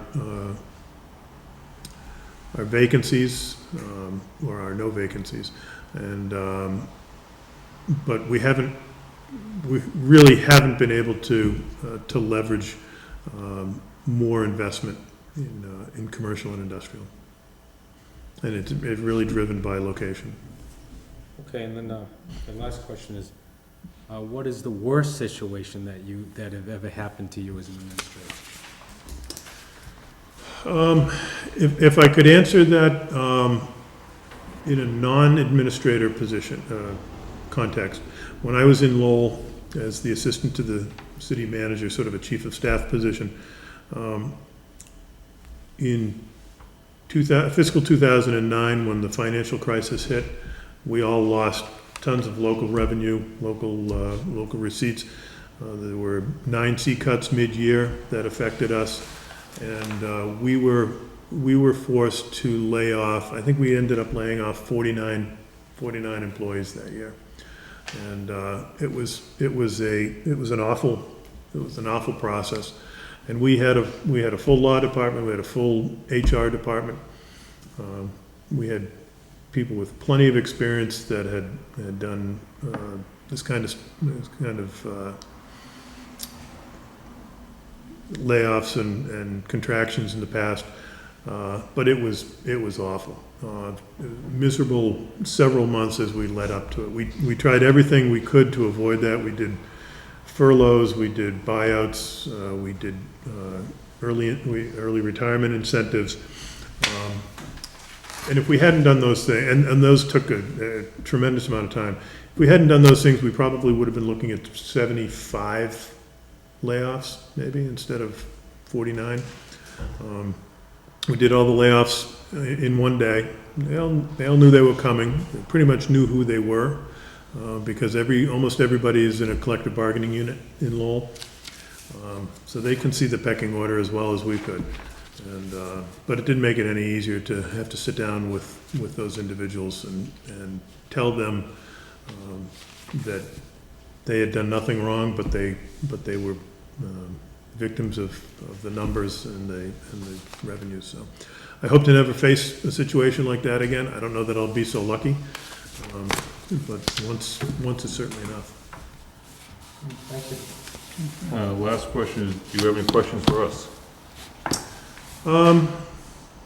Two, I guess. One is process, in terms of how the board, how you expect to proceed from here. And then the other is what the board views as the most challenging situations facing the town and facing the next town administrator. In 3 words or less. That was good. I would say our biggest challenges right now are the building problems that we have. Our police station, our senior center, and we're working on that now. Getting that to go forward, I think that's one of the issues that I feel. As far as the process goes, we obviously want to do as fast as possible. We want to have the right person. We don't want to come back and do this again. So we want to do it once and do it right. Okay. Yeah, and I would also say that we do have a lot of, like, personnel issues still pending. We have the DPW, we're doing that study, and then we gotta do something there. We have the fire department, it's another whole issue that we gotta deal with. It's gonna be, like, so brand new to the town. Is that the union issue? Union issue, and we have to come up with that first contract, and so that's another whole big process. And we do have some changes even in the financial scenario, but I think that'll be solved. We're able to keep pretty much stability there. I think that the financial piece is being underplayed. The finance director has retired. I was contract finance director, so between a new, we're gonna keep stability in that the person who worked for him may ultimately work for the town, but a new town administrator and essentially a new finance person or somebody taking on more financial responsibilities is gonna be a challenge when it comes to budget time next year. The only thing I would add is taking care of the town, the way we've been taking care of it, and keeping the same level or improving services, which always comes down to budgets as well. We've had some issues come before us. We have some roads that we've really needed to be taken care of, and that's also hopefully going forward, but to stay on top of that and really have an idea of what's going on in town. Probably ultimately dealing with this board. Thank you very much. I really appreciate you coming in. And, Thank you. I appreciate the opportunity. Thank you. Steve. Thank you. Thank you for your time. Very nice to meet you. Nice meeting you. Thanks. Thank you a lot. Take care. All right, so we're going to meet again here Monday night, 7, is that correct? 6:30? 6:30. 6:30. Oh, we started at 6:30? Yeah, Oh, okay, All right. yeah, that's Yeah. good. Monday night at Tonight. 6:30. Monday night, 6:30. Now, Make a motion to adjourn? Oh, do we have to? are we, I took my notes, there's a rating scheme. Are we gonna, what's the process? Are we gonna rate people 1 to 4, or is this, what do you guys envision as far as just, all right, we interview all 4 people and these are just tools and we can just... Personally, I think that we should interview all 4 people. We use our own rating, you rent how you feel comfortable with, and then we come to the conclusion, we'll do what we feel is You'd comfortable. like last time as I recall, we just nominated a person. We did So we're not gonna do a formal scoring system, this guy gets an 8, this guy gets a 4, this guy gets a 1 type thing, all right, good. If you wanna give him a 1, I might give him a 10. So if I nominate him, you don't like him, Right. you can vote no, right? Isn't that what we did last time? I think the rating sheet might be helpful to use the rating sheet as you go through your. Yeah, I do, as I go. And start with the rating sheet might be a helpful tool instead of nominating people. But my question is, we're not, the rating sheet is for my personal use. This is not Yes. something that's gonna be collected and scored and made public, and it's just a tool for me to use. Yes, it's your tool. It's your own personal. Yeah, I got it, yep, rating. And it's- I think everybody will do the same thing. Well, Nancy, you're not trying to say that at the end, if I like, rate these two people, if I rate one as a 6 and one as a 4 tonight, that then we'd add them all up and the guy with the highest rating wins? No. No, No. no, that wouldn't be how we do it. These I are, think that's for your own. these for yourself. My own personal, that's what I did, I wrote down what I thought. And strengths that you see. Oh, yeah, no, I thought it And- was good. Mr. Chairman, it's my understanding that after Monday night, those are the other two people that are coming in. Correct. And then we can have a discussion and then actually nominate somebody after that discussion, correct? I mean, that's, Well, I would, okay. I mean, that's the way I thought possibly the process could go, but I would ask that we have a few days in between that to kind of look at it. You do it Since we're gonna- Wednesday. Cause You we're do gonna it give the these two tonight, Right. and then 2 Monday night, and then I'd like to sit and have time to sit and look at all of them. I And agree. possibly then maybe make some phone calls about maybe the person that came up on the top on my list. Maybe I'll make some phone calls and see what I find from the towns, instead of making those calls now, where I could make 5 calls for somebody, and when he came here, I could decide what a waste of time that was, because he was not even in the running. But that's just my thoughts. So would you see that we would do this the next Wednesday? We could appoint someone, or would we wait? Are you looking to wait like the following Wednesday? We have another meeting, right? I don't know if we can put, if you feel we can put the discussion and everything into Wednesday's meeting, I have no problem with that. I mean, I Yeah, a few personally, days. I don't know that the discussion's gonna be all that long. That's fine. I mean, it might be, you may wanna, if I want a candidate, I might stand here Right, and and that's the speak thing, for we have him, different because that's what I think is differences. best. We all say this guy is number 1 and the other 3 stink, it might not be, but we But- won't say stink. Yes, But, you know what I mean? hey, no, I know exactly what you mean, and that's how I I have talk no to. problem. When, I don't, like you said, we might not even much time. In Wednesday, you We may should do say, it geez, I Wednesday. haven't had it, I don't feel comfortable doing it because I wanna make some phone calls. Well, then we can still put it off till the following Wednesday, we have another meeting. We have a special meeting on the Right. 23rd, Right. and the plan was going to be to meet at 7 o'clock as the selectmen and go over the warrant. Right. 7:30 is the FISP meeting. What we could do is we could meet at 6:30 Right, on the 23rd. on the 23rd. Or do it, don't we have a meeting this We have a meeting Wednesday? this Wednesday. So Let's let's go through leave this it. Monday night and see what happens, and we'll talk about it at the end of the meeting, at the end of Monday. at the end of But- Monday. Because No, you we may have to feel post really it. comfortable after Right. Monday We and have to say, post it I'm fine. for the Post what? meeting, if No. we're gonna talk about it on Wednesday, Nancy 16th? said. The Right, 16th. so that Well, would you can give you put 2 it on days. Early, because we're doing the recording on the 16th. So we can, Well, we're starting at 5:30, so we only need an hour. It's a regular meeting on the 16th. right, but we're recording the Fifth. roadshow. Fist for the Oh, yeah, but you're gonna do We're gonna that. start at 5:30, so that will give us plenty of time. No, but you could put it on the agenda and we could pass No, we're over. still at 7 for the regular selectmen. Right, but I'm saying, we were talking about potentially meeting a little early. No, this 23rd. is on the 16th, though. You're thinking the 23rd. Too many. So can I say on the 16th that it should be on the agenda in case we want We to? can always pass over. Can we put it on the agenda, and then if we have to Why don't cancel? we put it on as tentative? Yeah, and then that 23rd date she's talking about, we have a Board of Selectmen meeting at 7 And and a fifth- building meeting at 7:30, 7:30. so. Right. We can set So we it could go at 6:30. 6:30 to get it all done. Yeah, 'cause we'll do If we that feel we next need to Wednesday, go another which is week, 16th. yeah. Right. All right. That was excellent timing, by the way, because it's 9:30. Yeah, work couldn't have been better. All right, motion. Motion, yeah, second. All in favor? Aye. Thank you. Thank you. It was fun. That was fun.